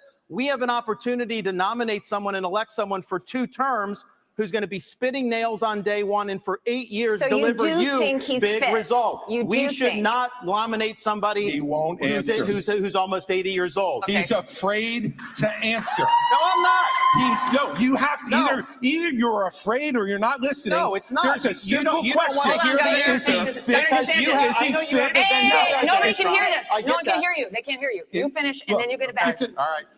Look, I'm a simple guy. Okay. I hear the question and I answer it. Is he fit or isn't he? I'll concede you're fit, Ron. You're a new generation. You're 44 years old. I wish I was still 44 years old. Okay? 45. So, well, congratulations. I'd still take 45. Is he fit or isn't he? And this is the problem with my 3 colleagues. They're afraid to offend. And See, let I me wanna- tell I you wanna- something. I wanna If say you're this. Chris afraid, Hold on, Mr. if Ramaswamy. you're afraid to offend Donald Trump, then what are you going to do when you sit across from President Xi, you sit across from the Ayatollah, you sit across from Putin? You have to be willing to offend with the truth Okay. and not answer the about question. offending. Fit or Okay, unfit? listen, enough listen, about listen. Fit or I unfit? promised Ron DeSantis a minute and not a full minute. And I've got A second. It is not about You can weigh in offending. and then we're moving It's on. about pointing out, do you want to elect somebody who will be older than Biden was when he went in 2021? I don't think he's as bad as Biden was at all, but I do think that over a 4-year period, it is not a job for somebody that's pushing 80. We need somebody that's younger. We need somebody that's going to be able to go in there and clean house on Okay. day one So and here's- do it for Go 2 ahead. terms. And I'll be able to Here's do my that. issue with all 3 of my other colleagues on this debate stage, is all 3 of them have been licking Donald Trump's boots for years for money and endorsements. Ron DeSantis, you've been a great governor, but you would have never been one without actually begging Donald Trump for that endorsement. And you Same attacked thing him in for your Nikki book a Haley. year ago. Same thing with Chris Christie as a lobbyist, begging them for COVID money for his special interests in New Jersey, prepping him for the debates last time around. These people are now Monday morning quarterbacking some decision he made. I think the real enemy is not Donald Trump. It's not even Joe Biden. It is the deep state that at least Donald Trump attempted to take on. And if you want somebody who's going to speak truth to power, then vote for somebody who's going to speak the truth to you. Why am I the only person on the stage, at least, who can say that January 6th now does look like it was an inside job? that the government lied to us for 20 years about Saudi Arabia's involvement in 9/11, that the Great Replacement theory is not some grand right-wing conspiracy theory, but a basic statement of the Democratic Party's platform, that the 2020 election was indeed stolen by big tech, that the 2016 election, the one that Trump won for sure, was also one that was stolen from him by the national security establishment that actually put up the Trump-Russia collusion hoax that they knew was false. There's a reason why I'm the only person on the stage who can say these things. That's what it's going to take, not people who are licking his boots one time and now Monday morning quarterbacking and criticizing him when it's convenient. Governor Christie. You do not favor a ban on trans medical treatments for minors, saying it's a parental rights issue. The surgeries done on minors involve cutting off body parts at a time when these kids cannot even legally smoke a cigarette. Kids who go from puberty blockers to cross-sex hormones are at a much greater likelihood of winding up sterile. How is it that you think a parent should be able to okay these surgeries, never mind the sterilization of a child? And aren't you way too out of step on this issue to be the Republican nominee? No, I'm not. Because Republicans believe in less government, not more.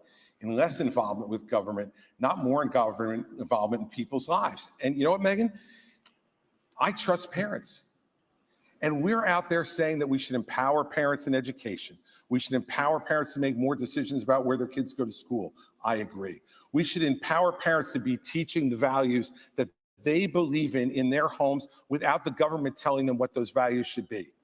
And yet we want to take other parental rights away. I'm sorry. As a father of 4, I believe there is no one who loves my children more than me. There's no one who loves my children more than my wife. There's no one who cares more about their success and health in life than we do. Not some government bureaucrat, not some, you look at these jokers down in Congress. It takes them 3 weeks to pick a speaker. And up until 2 days ago, they couldn't promote somebody in the military in the United States Senate who earned their new rank. And we're going to put my children's health and my decisions in their hands for them to make those decisions, for Joe Biden to make those decisions, for me and for my wife. Let me just say this. This is not something I favor. I think it's a very, very dangerous thing to do. But that's my opinion as a parent, Megan.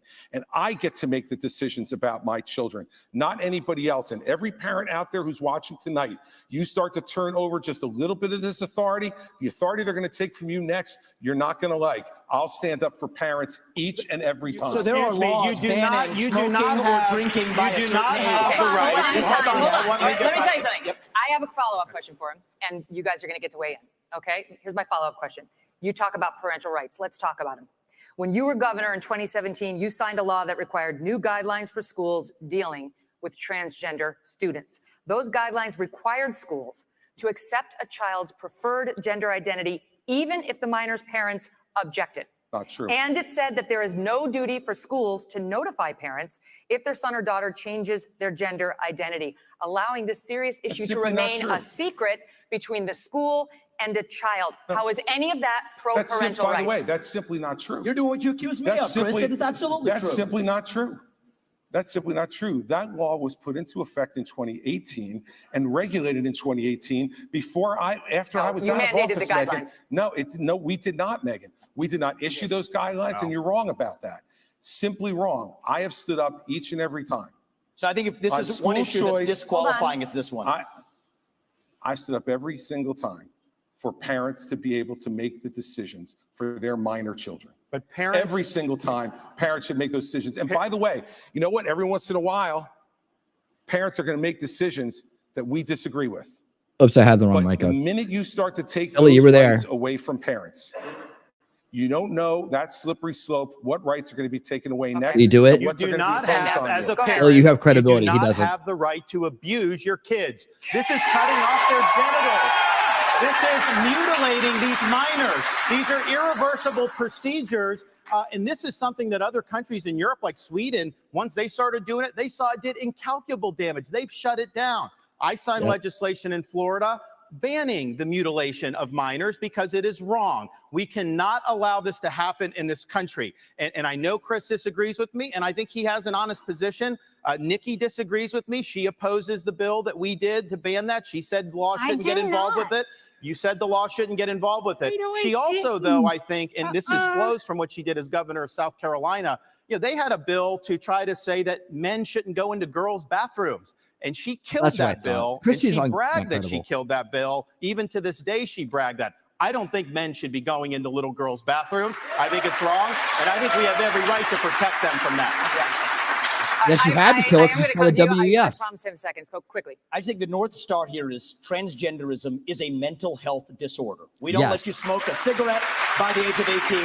We don't let you have an addictive drink of alcohol by the age of 21. And I just challenge Ron DeSantis to go one step further and support what I think is clearly within the authority to do using federal funds, just like Reagan did in '84 for the Highway Act that said the minimum drinking age needs to be 21. We can do the same thing when it comes to banning genital mutilation or chemical castration. I know Ron's been unclear about that on the federal level. I'm crystal clear. That's a where I solution. stand. Got it. That's a mental health disorder. That's how you knock it down. That's how you knock it out. So first of all, Ron has continued to lie because he's losing. No, it's not just a lie. You are lying. You said it on tape.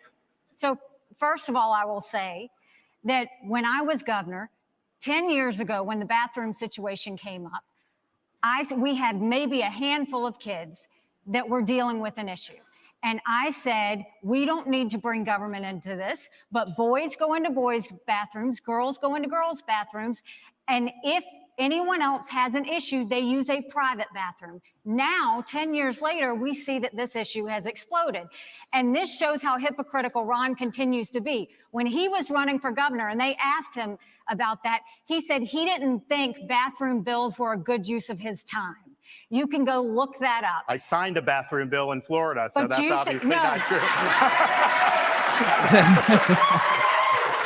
So the idea that you would say that I was against that. You didn't. You killed it. I signed it. I stood up for little girls. You didn't do it. And there was this going on. I was actually just in South Carolina. Some of the legislators told me at the time there were boys going into the girls. That's the whole reason why they did it. No. And so they say when she does that explanation that doesn't hold water. And this is the upstate of South Carolina. Ron, I signed the bill. I protected the girls. Do you know South Carolinians? She did not do it. Do you know South Carolinians? Because South Carolinians, no. You are not going to talk about my state like that, because I will tell you for a fact, South Carolinians never allowed that to happen, and we did not have that issue at the time. What I have always said is boys go into a boys' bathroom, girls go into a girls' bathroom. But hold on one second. I also say that biological boys shouldn't be playing in girls' sports, and I will do everything I can to stop that because it's the women's issue of our time. I signed legislation to protect women's sports. I actually get this stuff done. You got it.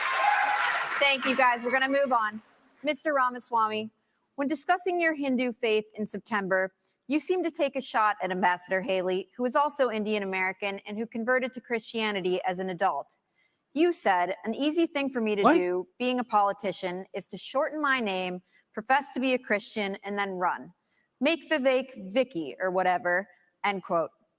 Are you questioning Nikki Haley's Christian convictions? And why has your campaign made a point of referring to Ambassador Haley by her given first name, Nimrata, even though she's gone by Nikki for her whole life? Well, my whole deal is if Nikki Haley, of all people, should know how to pronounce my name correctly, the rest of the news media can learn it. My deal is I'll call her Nikki when she can say my own name right. That's our little fun side bet there. Here's what I will say is deeper. I don't question her faith, but I question her authenticity. And I think that's deeper here. We were just talking about the trans issue. This is a symptom of a deeper cancer in American life, identity politics. This new religion that says your race, your gender, and your sexuality are your identity. It is anti-American. It is meritocratic. It's anti-meritocratic, and it is dividing this country to a breaking point. And I've spoken about this to the left. My books are all about this. I've preached this to the left, but it's even worse when Republicans try to play the same game. We're talking about that trans issue. And Nikki Haley's campaign launch video sounded like a woke Dylan Mulvaney Bud Light ad talking about how she would kick in heels. At the first debate, she said that only a woman can get this job done. That's what she said. After the third debate, when I criticized Ronna McDaniel after 5 failed years of leadership of this party and criticized Nikki for her corrupt foreign dealings as a military contractor, she said that I have a woman problem. Nikki, I don't have a woman problem. You have a corruption problem. And I think that that's what people need to know. Nikki is corrupt. This is a woman who will send your kids to die so she can buy a bigger house. This is the problem. Using identity politics more effectively than Kamala Harris is a form of intellectual fraud. And in actual instance, there's our donor puppet masters wielding their puppet right up here tonight. This is how this game is played. The puppet masters put up their puppet, and I reject the use of identity politics in this party. It has been a cancer coming from the left, and I'm sick and tired of the double standards. The people of this country are too. Having 2 X chromosomes does not immunize you from criticism. Thank you, sir. Thank you. Governor Haley, would you like to respond? No, it's not worth my time to respond to him. You have been using identity politics at every step. She knows it's true, and that's why she's actually fighting from it. Sir, we're not going to give you a response to the question that was to you. Okay, we got to move on to this. Now, by arrangement with the Republican National Committee, we've got 2 questions for you about the Justice Department and our election system. Here's Tom Fitton with Judicial Watch. Governor Christie, this one's for you. There you go. Tom Fitton's pretty cool. President Trump and many of his supporters claim federal law enforcement agencies have abused his civil rights for the last 8 years by, among other things, spying on him and now prosecuting him while having treated Hillary Clinton and Joe Biden with kid gloves. A recent Gallup poll shows that Americans think more highly of the U.S. Postal Service than they do the FBI or Justice Department. What would you do as president to restore the faith of the American people in these agencies? Well, first off, I'm the only person on this stage who's actually done a job in the Department of Justice. I was the U.S. Attorney in New Jersey, in the 5th largest office in this country, appointed by President Bush on September 10th, 2001. And it was an extraordinary time in this country to be on the front lines of fighting the greatest attack against our country since Pearl Harbor. And I'm proud of the 7 years I spent in the Justice Department. And one of the reasons I am is because I had an attorney general when I came in named John Ashcroft. And John Ashcroft stood up and told each and every one of us our job was to do one thing, to make sure justice was done every day, regardless of partisanship, regardless of gender or race or any other consideration. And that's what we did for 7 years. John Ashcroft, and at a time when our country was at its greatest moment of danger in the last 40 years, we did exactly that. And there was not another domestic terrorist attack on this soil. So what I would do as president, having had that experience, and the only one who's had that experience, is to pick an attorney general who will absolutely do the same thing that John Ashcroft did, to pick U.S. attorneys who will only care about making sure that justice is done without regard to any other consideration but the facts that are presented and whether someone is guilty beyond a reasonable doubt and the government can prove it. We have had attorneys general like Eric Holder and Loretta Lynch and Jeff Sessions, and now our current attorney general, who have not met that standard. And the only way you restore people's faith in the justice system is to put someone like that in charge of the Justice Department, and then as president, to get the hell out of the way on anything that involves criminal investigations. If a president's involved in trying to do something and put their thumb on the scale, as Donald Trump says he will do, that makes people much less likely to believe our justice system can be fair. Thank you. Thank you. Governor DeSantis, next one's for you. Back to Tom Fitton. Many Republicans are concerned about the legitimacy of elections. A federal judge just ruled that Pennsylvania must count undated mail-in ballots. And unlike Alabama, many states still don't require any identification. Alabama. What should states do now to increase election integrity and voter confidence for the 2024 election? Well, Tom, thanks for the question. Thanks for what you guys do at Judicial Watch. It's really, really important. There's a lot of corruption in this government. You guys are doing a great job. What you should do for election integrity is do what we did in Florida. 20 years ago, Florida and elections was a joke. Everybody would laugh at it. I came in, I removed a couple supervisors from South Florida. We require voter ID universal, no Zuckerbucks, no mass mail balloting, and no ballot harvesting. We even have an agency that prosecutes people for violating election laws. The result of that, in both 2020 and 2022, we counted millions and millions of votes on election night, produced the results, it was transparent, and everybody was happy. That is not happening throughout this country. But let me tell you this as the nominee. I think it's important. Not every state's where we need it to be. There is ballot harvesting in places like Nevada, all these places. I am not going to fight with one hand tied behind my back. I'm going to have organizations in all the swing states. If they're harvesting, we're harvesting. If they're Zuckerbucks, we're Zuckerbucks. We are going to exploit whatever the rules are. I favor changing the rules to be like Florida and some of the other states that have done a good job. But until then, we have to do that. And then just on the Justice Department and FBI. I mean, I remember being, in Iraq working with FBI on the ground and being, and then I was a special assistant. I used to have such a high regard for these agencies. What they did to Donald Trump with the Russia collusion was one of the biggest abuses of power in the history of our country. These agencies need to be cleaned out. With me, you'll have a new FBI director on day one. We're going to clear out the DOJ, the IRS, all these places. Buckle your seatbelts. There's going to be a new sheriff in town. Thank you. All right, we got to do a quick break. We're going to come back in 1 minute. China up next. All right. Another break here. Turn this down.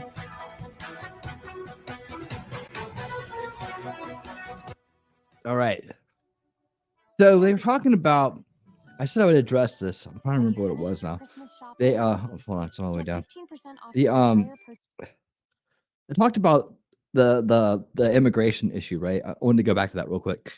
Now they we haven't covered this on the channel yet, but I want to. It's the strategy of Cloward and Piven, right?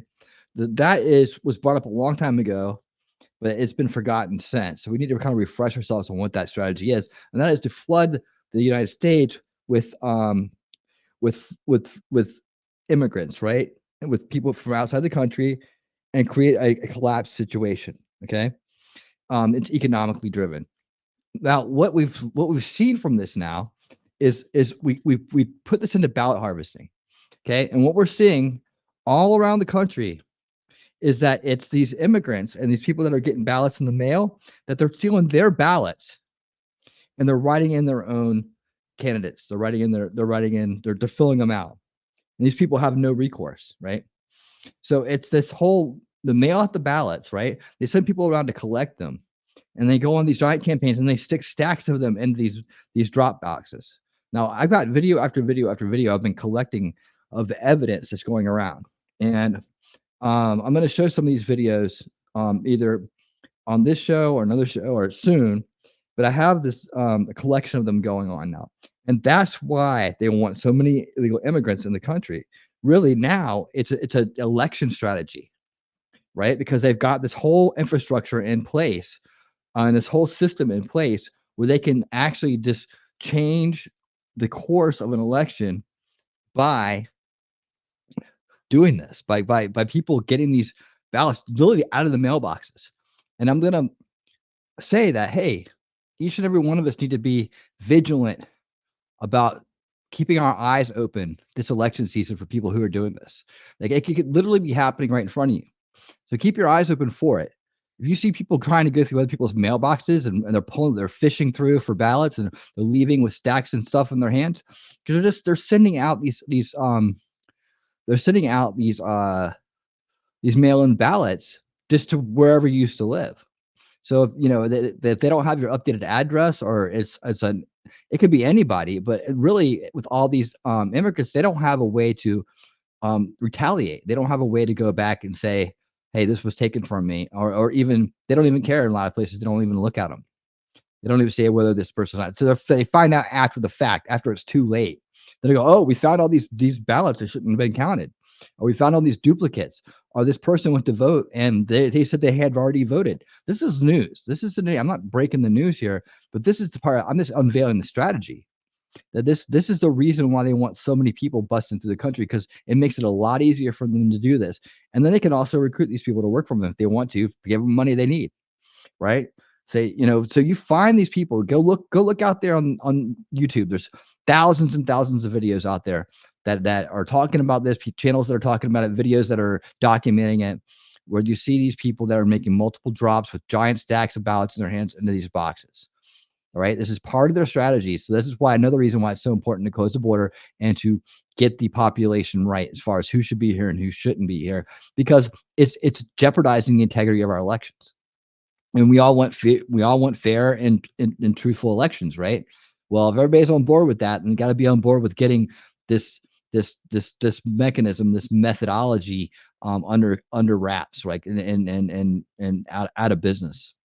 Because right now, that's how they're getting away with it. And we have to be vigilant about it. So each and every one of us, let's take on the responsibility ourselves to keep an eye out. Just keep an eye out. That's all it takes. Get your phone out when you see it, record it, bring it to me. I'll post it.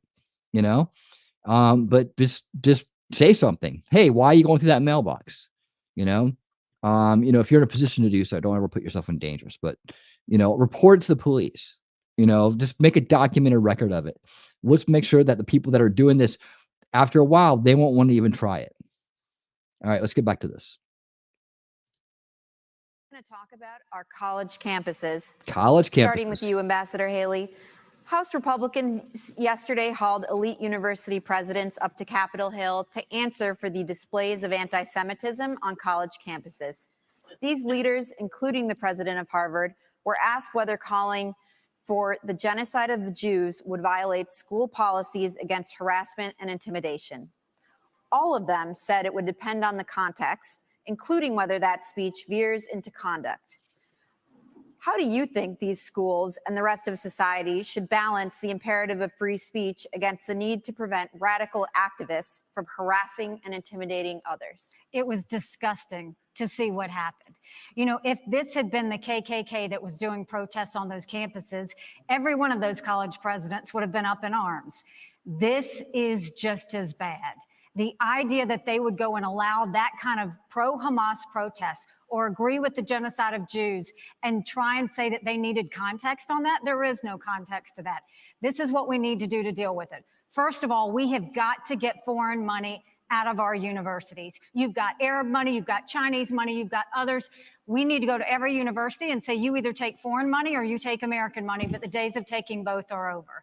The second thing we need to do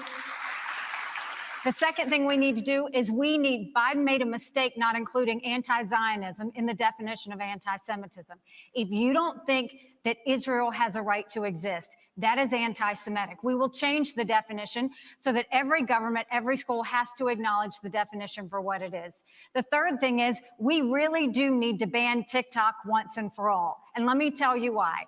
For every 30 minutes that someone watches TikTok every day, they become 17% more anti-Semitic, more pro-Hamas based on doing that. What? We now know that 50% I'm not of sticking up for adults TikTok, but 18 to 25 that is a bullshit think that stat. Hamas Nobody was can prove warranted that. in what they did with Israel. That's a problem. When campuses also don't go and protect when they have these rallies and you've got students that are scared, we need to go to these universities and say, if you're not going to protect these students, if you're not going to acknowledge anti-Semitism, we'll take your tax-exempt status away. That'll fix it, and that'll take care of it for good. Staying with you, Ambassador Haley.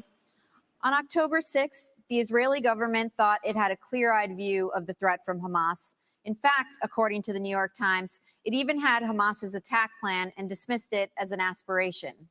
The Israelis were wrong.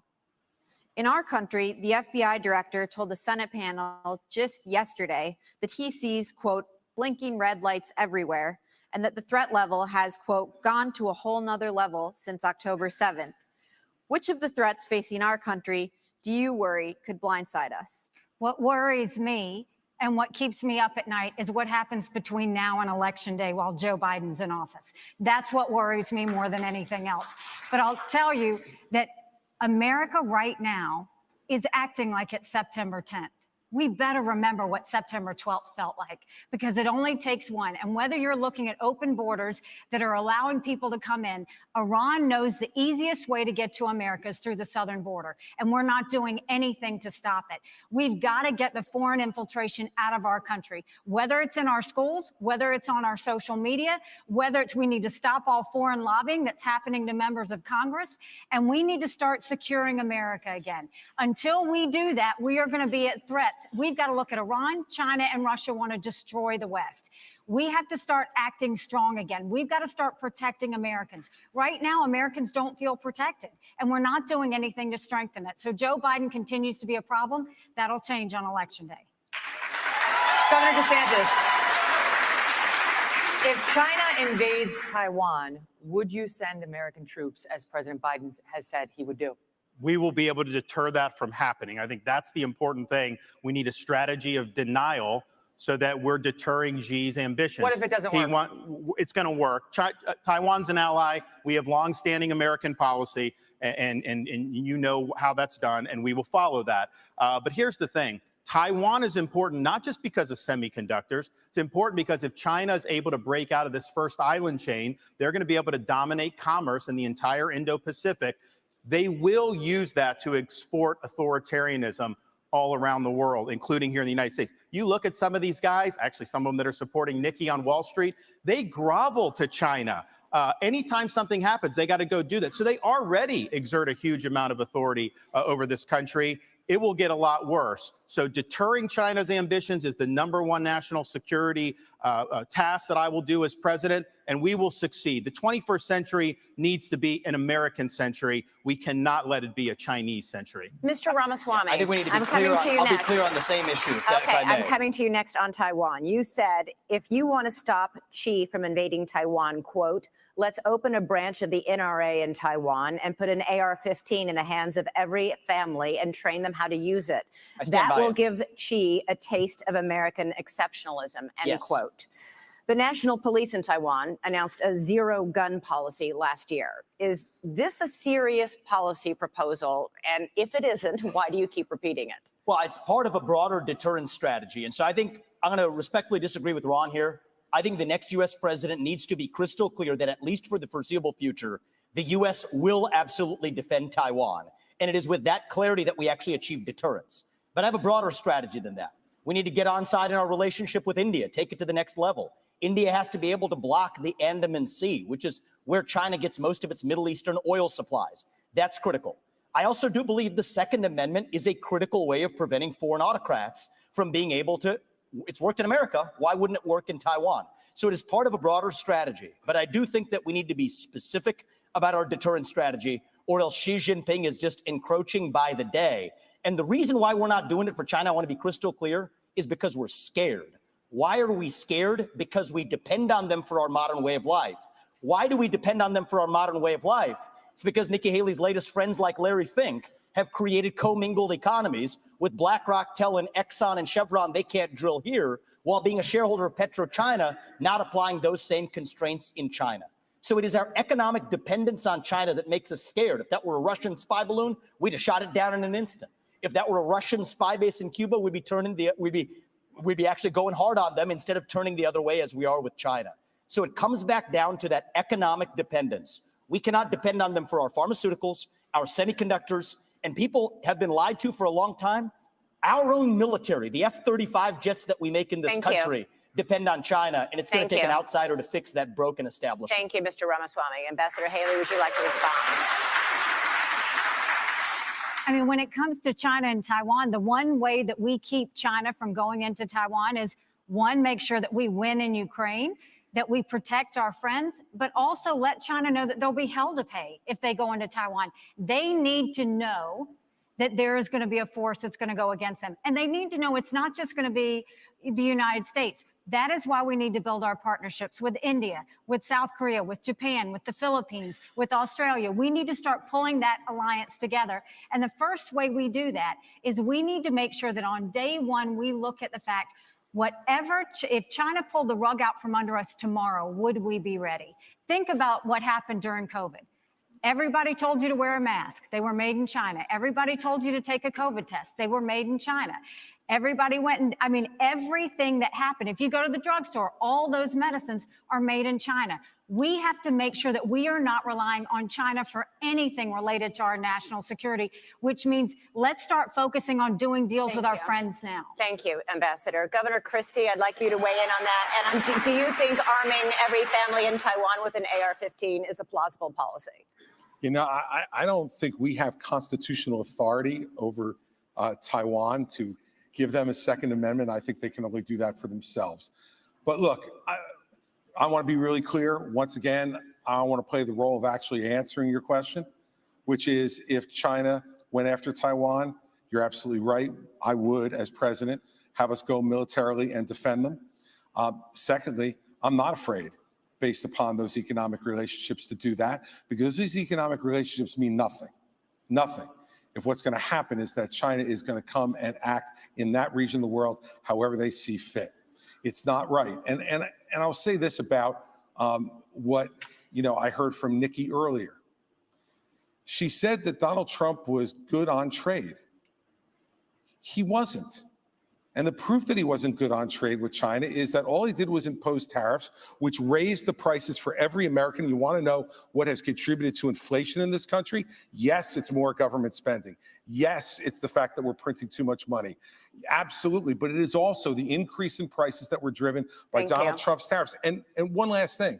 You can't say he was good on trade because he didn't change one Chinese policy in the process. He failed on it. Thank you, Governor Christie. Governor DeSantis, switching subjects here. For 15 years, Republicans have been burned by politicians' promises to repeal Obamacare.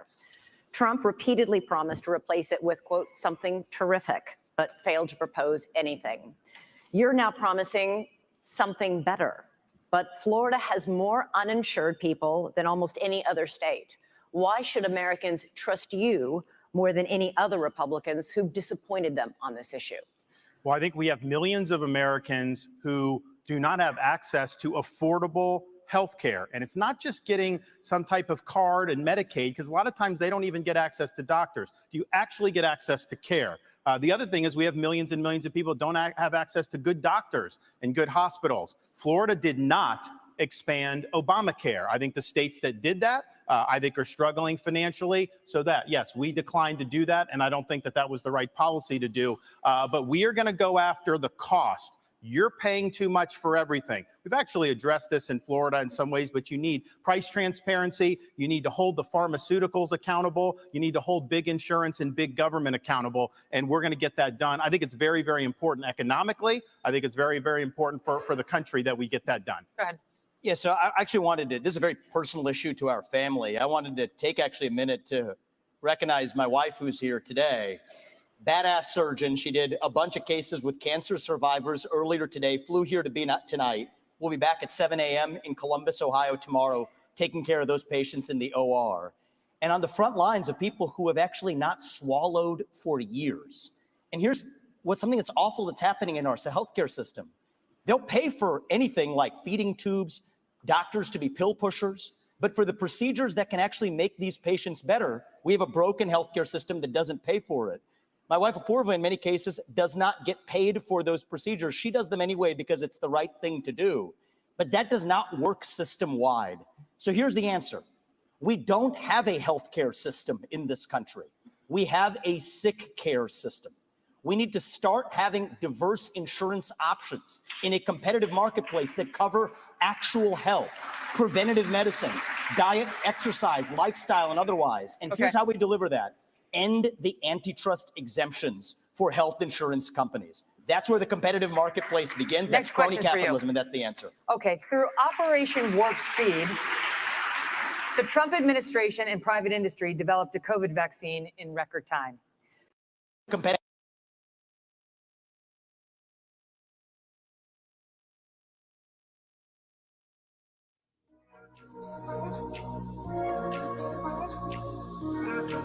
Not sure what that's about. Not sure what that's about.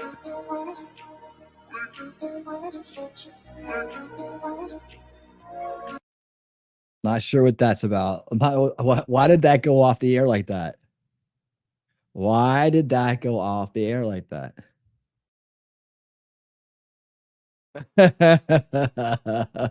Oh, interesting. Well, who knows? But terms and conditions apply. Okay. Not sure what happened there. Yeah, me too.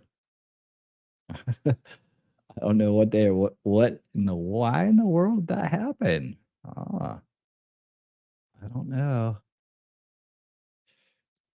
So what do you guys think so far? Vic, too much truth? Dr. Kitty says over on Rumble.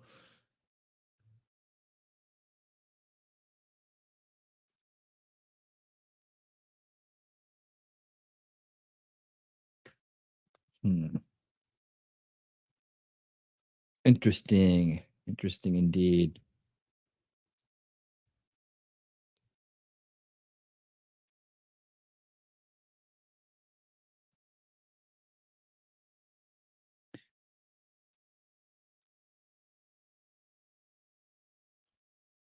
All right. Well, I call interference.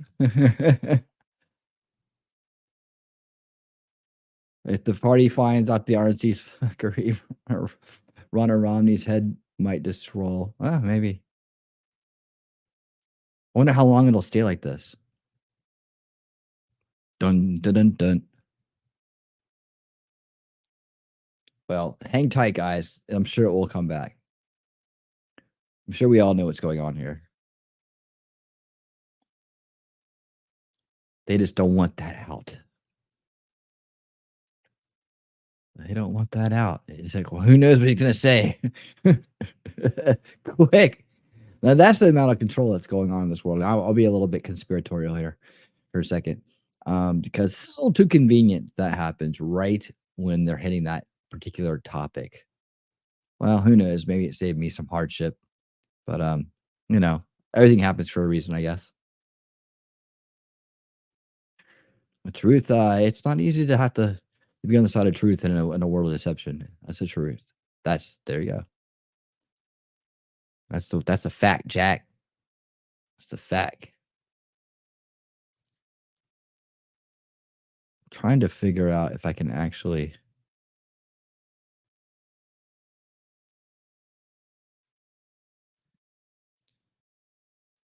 Man, YouTube's giving me a hard time about trying to update my my thumbnail. It's like I'm like, I don't understand why it's okay. Hold on. We got something happening here. Well, this is funny.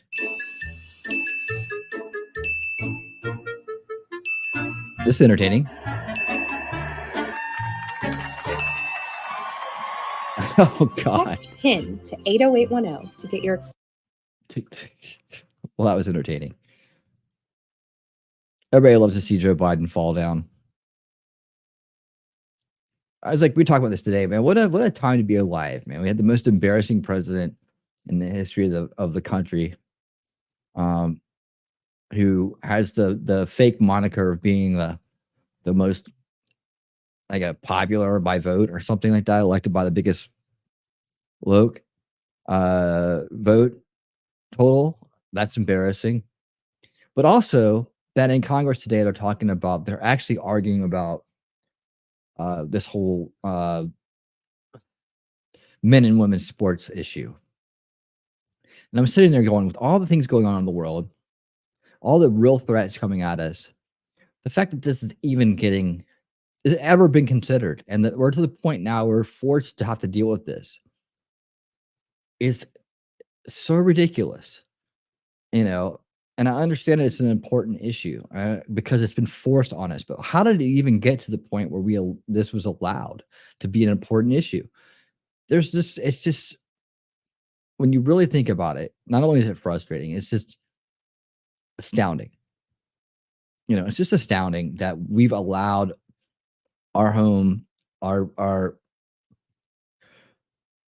government, and our time to be absorbed with this stupid issue.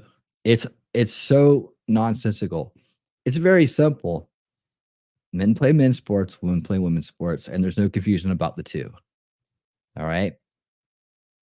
There's no confusion. You can't just change and then go into another sport. In fact, you can't just change at all. You go into a different class when you change, right? That's the deal. And as Vivek nails it, it's a mental health issue. It always has been, and it still will always be one, no matter how they dress it up. So we have to get back control of our language. We get back control of our institutions and our government. Because when corruption reigns, it erodes, and it continues to erode, and it never stops eroding until you stop the root cause issues. That's why the anti-establishment voice is so important right now, because it stands against corruption. Regardless of what you may think, what your in-game ideology is, anything like that, it's what's in front of us today and how we can keep it from festering into tomorrow, right? Yes, we have to have long-term solutions. I agree with that. But the immediate solution is the corruption issue. Without corruption, none of this thrives. And corruption cannot thrive without consent, manufactured or not. We have to be vigilant. And that's why I thank all of y'all for being here.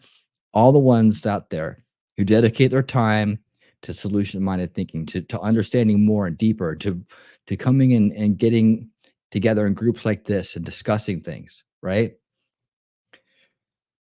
That's what counts, man. You're doing the good work, people. You're doing the good work, man. And I hope you feel good about that every time you show up and every time you're part of what's going on here, and that you are part of winning reality. You're a part of us trying to take our reality back from those who've corrupted it. That's what it's all about here. And we'll learn and we'll grow together and we'll have a good time along the way. And we'll feel good about what we do. And although we have to, God, they're still having problems, huh? Although we have to like deal with what we have to deal with today, the time and effort and energy we put into these little gatherings, right? And going through and mulling over information and data and updating ourselves. Okay, here we go. We're going back. That's what counts. And you're doing it. So feel good. Thank you for being here. For this last one, Governor Christie, we're going to start with you. Which former president would you draw inspiration from for your own presidency, and why? I would draw inspiration from Ronald Reagan. In the last year, I've spent a lot of time writing a book about President Reagan that's going to be called What Would Reagan Do? That book's going to come out early in 2024. And what I learned more than anything else was that Ronald Reagan was a slave to the truth. Ronald Reagan stood up for the truth, whether it was popular or unpopular at the moment.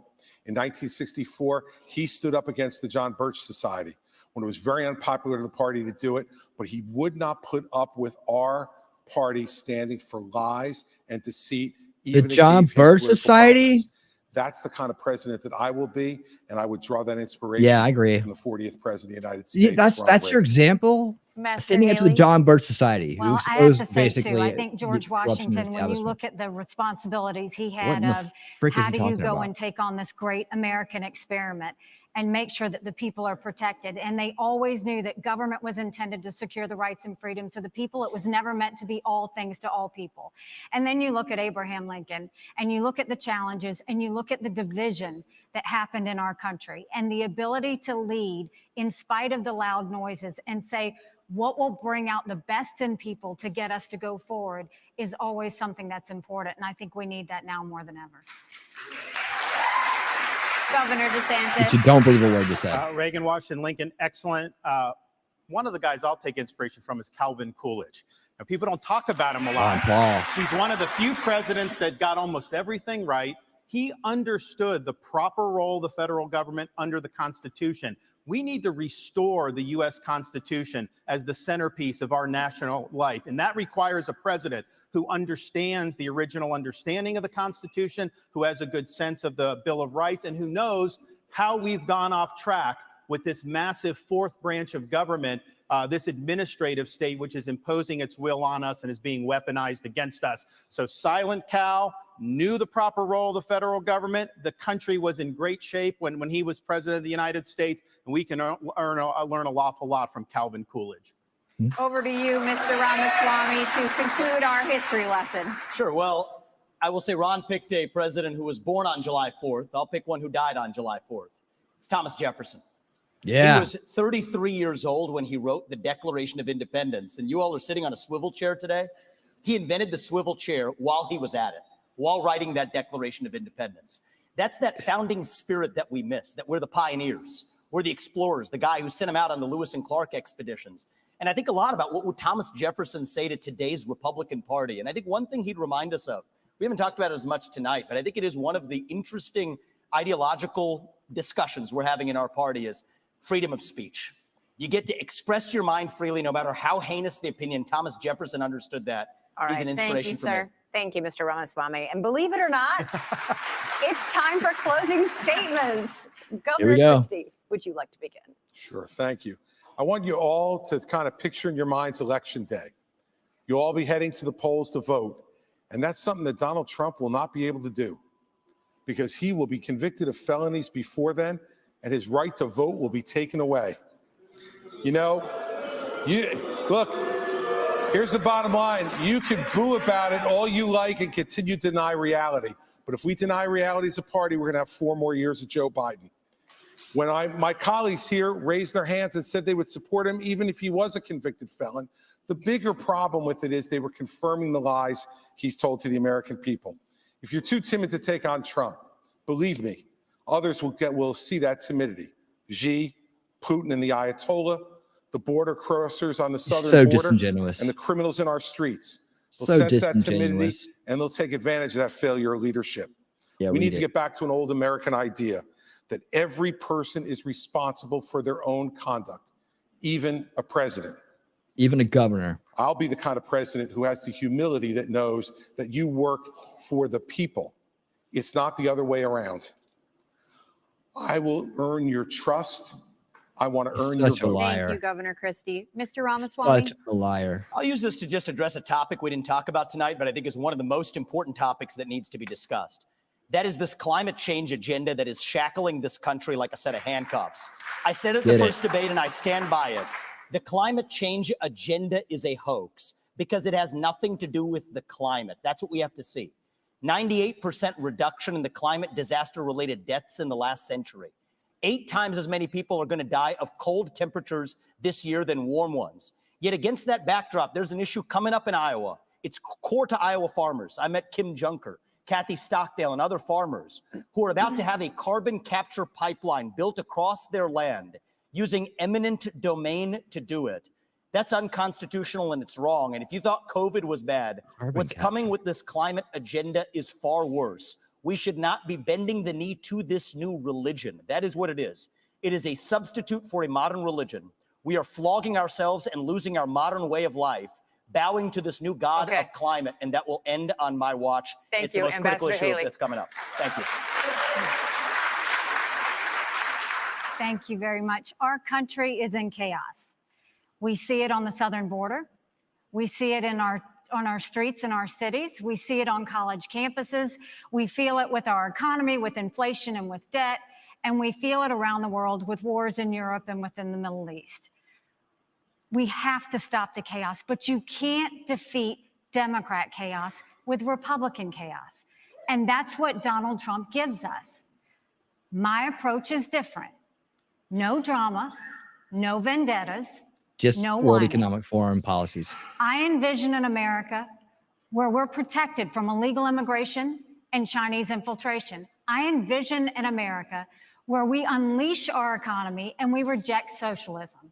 But more importantly, I envision an America where we rediscover our national purpose and our pride. Thank you. I crush Joe Biden in the polls. And if you give me this chance, we will crush him in November and take our country back. Governor. Go to Nikki Thank you, Ambassador Haley. Nope. Governor DeSantis. We already got a candidate. We are in jeopardy of being the first generation of Americans to leave to our kids and grandkids in America less prosperous and less free than the one we inherited. I refuse to sit idly by and let that happen. But we got to have people that are going to be willing to fight the people that are doing this to us. You can't be these establishment Republicans that just cave at the first sign of opposition. I'll fight for you. We also need to win again as a party. Yes, win the election, which we've struggled to do, but also win on these big issues. And nobody has defeated these people more than what I have done in the state of Florida on issue after issue. We have won, and we have won big, and that's what we'll do for you. We also need leadership. Leadership is not about doing what's easy. It's about being willing to set out that vision, knowing they're going to shoot arrows at you. They're going to come at you. I will fight the good fight. I will keep the faith, and I will finish the race. Thank you, and God bless you. Thank you, all of you. Thanks all of you. Thanks for watching. Thank you, guys. All right. Well, there you have it. The 4th GOP or RNC debate. I always want to say GOP, RNC debate. There you have it, folks. See what they do here on the way out. Let's see who shakes hands and who doesn't. Only Christie and Haley shook hands there. That's from what I see. There you have it. So thanks for that. I'm glad we decided to do that. It was fun. It was fun. So yeah. Again, I love the fact that Vivek can get up there and be the voice of the anti-establishment. I have that scrolling there. Not that he's the only one, but he is showing us what we need to have to face down the establishment. I don't think DeSantis is necessarily the establishment. I think he's a great governor, and he needs to keep doing his job down there. And I think in time he'll understand the last few steps he needs to take to kind of secure himself as a true anti-establishment. I think he's pretty much almost there. Lingering questions, I guess, or some of them. What does it mean to be committed to it? Who would he choose as his kind of cabinet? It's interesting stuff. No doubt in the future, 4 years from now, we'll be seeing him and Vivek back up there, probably going for the number 1 spot. In my opinion, at this point, it's something you never know what might happen between now and then, but something will be coming out, and they will be kind of going at each other. I think that hopefully working together. Hopefully, 4 years from now, we're in a much better spot, and we've gotten back to being in control of things. That would be a nice place to be.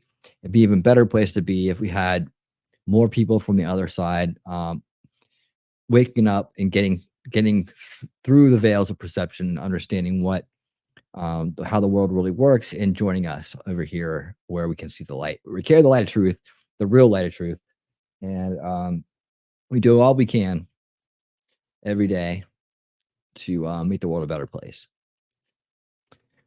So yeah, any thoughts from the crowd? Where did the Wonder Twins come from tonight? I need more of that in my life. The Wonder Twins activate. All the vendettas started shutting down the new 4th estate. Gotcha. I didn't hear much from Alexander. He must have gone off and done something else tonight. But if you're still out there, yo, holla. I think Nerd, thanks for joining us. I saw you pop in there. None of them are gonna win. Yeah. Well, no, but I think they played an important part in getting that voice out. Can you imagine it with just all establishment candidates up there just pumping in the mind control? Oh man, thank you so much for that.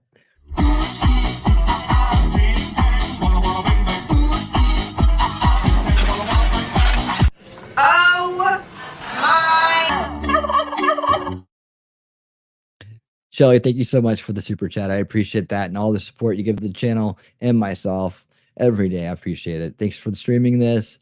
It was not to be missed. Yeah, and thank you again for letting me know about it, because she's the hero of the night. Don't let her fool you. She made sure that we got to see this tonight. So, and you guys did too by voting in the poll. And if there's going to be a 5th one, is there going to be another one? Somebody want to tell me now, so I just could plan for it. If there's another one, we will no doubt watch it, even if I forget and schedule something else. Okay.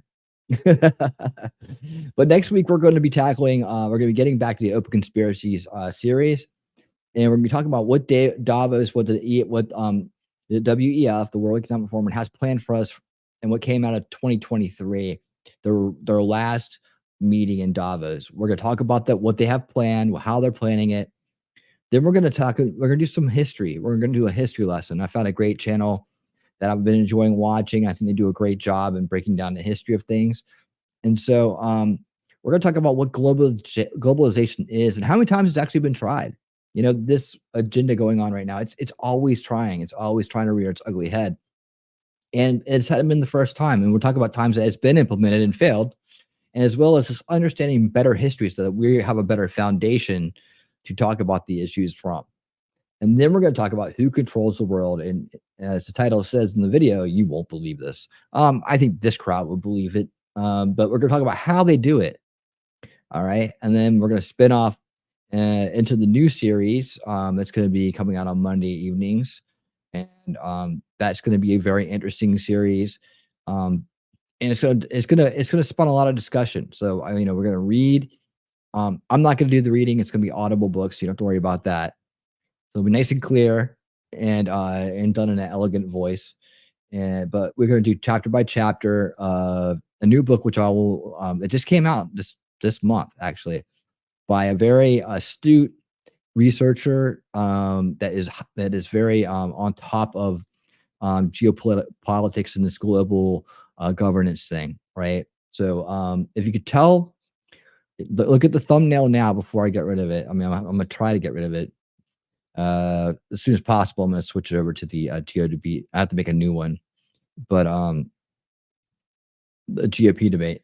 But the people that are on there are on the cover of that book that we're going to be reading. So it's going to be really cool. I'll announce the name of the book next week, as well as have an introduction video for that to kind of give you an idea what it's going to be like and what the author is, who the author is, and what his credentials are, and why I think it's important that we actually read this book together. It'll be exciting. And then I have another book after that. I think we'll probably after that have one that I wanted to read before that, but I think we'll go there. It'll be more of a hometown open agenda. We'll go into some of the issues they were talking to about tonight, but that'll take us through the next couple months easily. So Monday night read along kind of thing, but it's called Unrig the Game, because we're going to get in there and talk about how we're going to unrig the game as we learn about the game, right? And who the players are.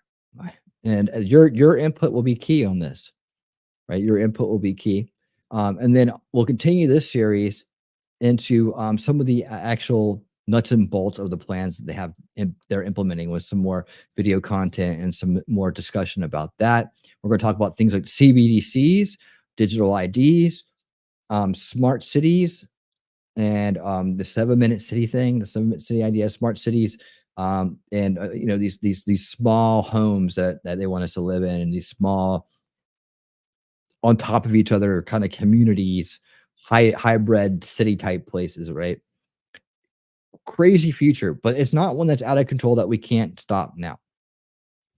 So that's what we're gonna be doing tomorrow night. We're gonna do a deep dive into the history of slavery. Like, we're gonna go way back to the beginning, and we're actually gonna talk about white slavery. And if you guys don't know about white slavery, it was longer and more brutal than any kind of slavery we ever knew of in this country. And I'm sure there's a lot of people out there that would disagree with me about that, but I challenge you to come watch this information and judge for yourself and tell me which one you think you'd rather be in. It will be very eye-opening. If you don't know the history of this will be great material for you to come and learn, because then you can bring this into debates, and you can and tackle some of these divisive topics around U.S. slavery, the African slave trades, and some of the other issues we get into in repairing history together. Well, of course, we're going to have a moment with Tom and Soul. I'm going to promise I'd try to do that every week from now on, a moment with Tom and Soul. And we're going to do that as part of the show, and as a new segment of that, because we need to do more of that. I've gotten away from that too much. And so we'll be tackling that. And we'll be going into this mysterious lost history of white slavery, and a lot of people don't understand it, and it'll be great. So tell people about it, share it out, let people know it's happening. Winning Saturday night, it's going to be us again, winning Saturday night with the crowd, right? But this week I've got some new stuff I'm adding to it, as well as the stuff that we did. We're going to do as a regular, right? As a regular, we're going to do the good news. We're going to do good news of the week. That's a new segment. We're going to do fun vids, which I think we've always done. So more fun vids, and the top 10 list, which is fairly new. I'll try to keep coming up with those. Always a challenge, but that's on me to get that done, right? And then I got a new segment here that it's gonna be like a fun activity, right? So come and get your song. Come and get your song, because the songs are about you, and we're gonna make them on the spot. And boy, let me tell you something. I've been messing with this stuff since last night, and it's a lot of fun, and it's really good. It's high quality stuff. So I'll be I've already got a few done for people, and so I'll be displaying those, and we'll also be making some new ones too for everybody that's out there. So come along, make sure you're here, and you get your turn, and we'll make songs about you too. So that'd be fun. This Sunday at a special time, 5 p.m. Eastern, because we're doing it early, because I got something to do at 8 o'clock. So we're gonna do it early. This week we're gonna start a series called The Century of Self, which kind of wraps in a lot of the documentaries we've been working on, we've been watching for the past several weeks, right? But this one works into like a lot more of the psychology of things. There's going to be some history of Thomas Sowell, Edward Bernays will be back, and some other things like that. It's only going to be a 1 hour segment, okay? And then we're going to go into our featured movie, which this week will be Christmas Vacation. Oh, yes, the classic from 1989, Christmas Vacations.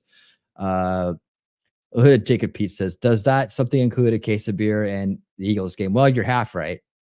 You're half right.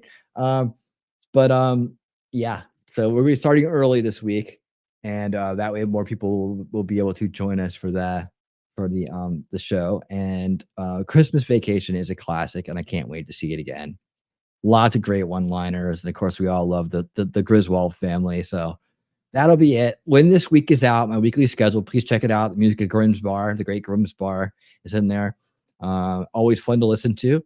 And as well as the full rundown. I appreciate your likes on that video. It helps it get out. Especially appreciate the views on that, as well as all the videos I do here and the streams I do here. Like I said, it usually drops off right after it's done. Like a 24-hour period, the streams get some views and then it pretty much trails off off into the sunset.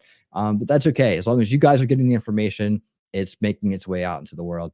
And hey, yeah, share it out and let people know about the shows that I do. Maybe one of them's right for them. Take a little bit of time out of the week just to be part of the solution. Always helpful. And so that's it. So with that being said, I'm going to get on out of here. Oh, yeah. Redirects. I don't always forget about the redirects. Let's find a redirect real quick. I know there's only a few people here at the moment, but we're still going to do this because it's nice to do for other people. It is the time for giving. Okay, now it's not showing me anybody. Let me see. Little bit of help will be nice.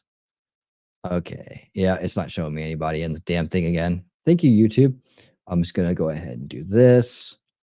Who is on? Oh, the Broken Baker's on. Valhalla Awaits us on. Let's see. Who should we send it over to? Who you guys want to go to? Who should I send it to? Broken Baker or Valhalla Awaits? Comments real quick. Comments. Val and Comulat. No, I ain't sitting at the Comulat. Broken Baker. I got to vote for Broken Baker. Who else? Anybody else? Okay, Broken Baker. It's probably just a very small crowd. We'll do that. I will put up the Broken Baker. So Broken Baker. There he is. Okay. Are they doing the same thing? They're doing the same thing. Okay. Well, tonight he gets it. Next time Val gets it, I'll save it up. And we are set for that. Okay, guys. Thank you so much for being here tonight. I appreciate everything. And until next time, y'all keep on winning.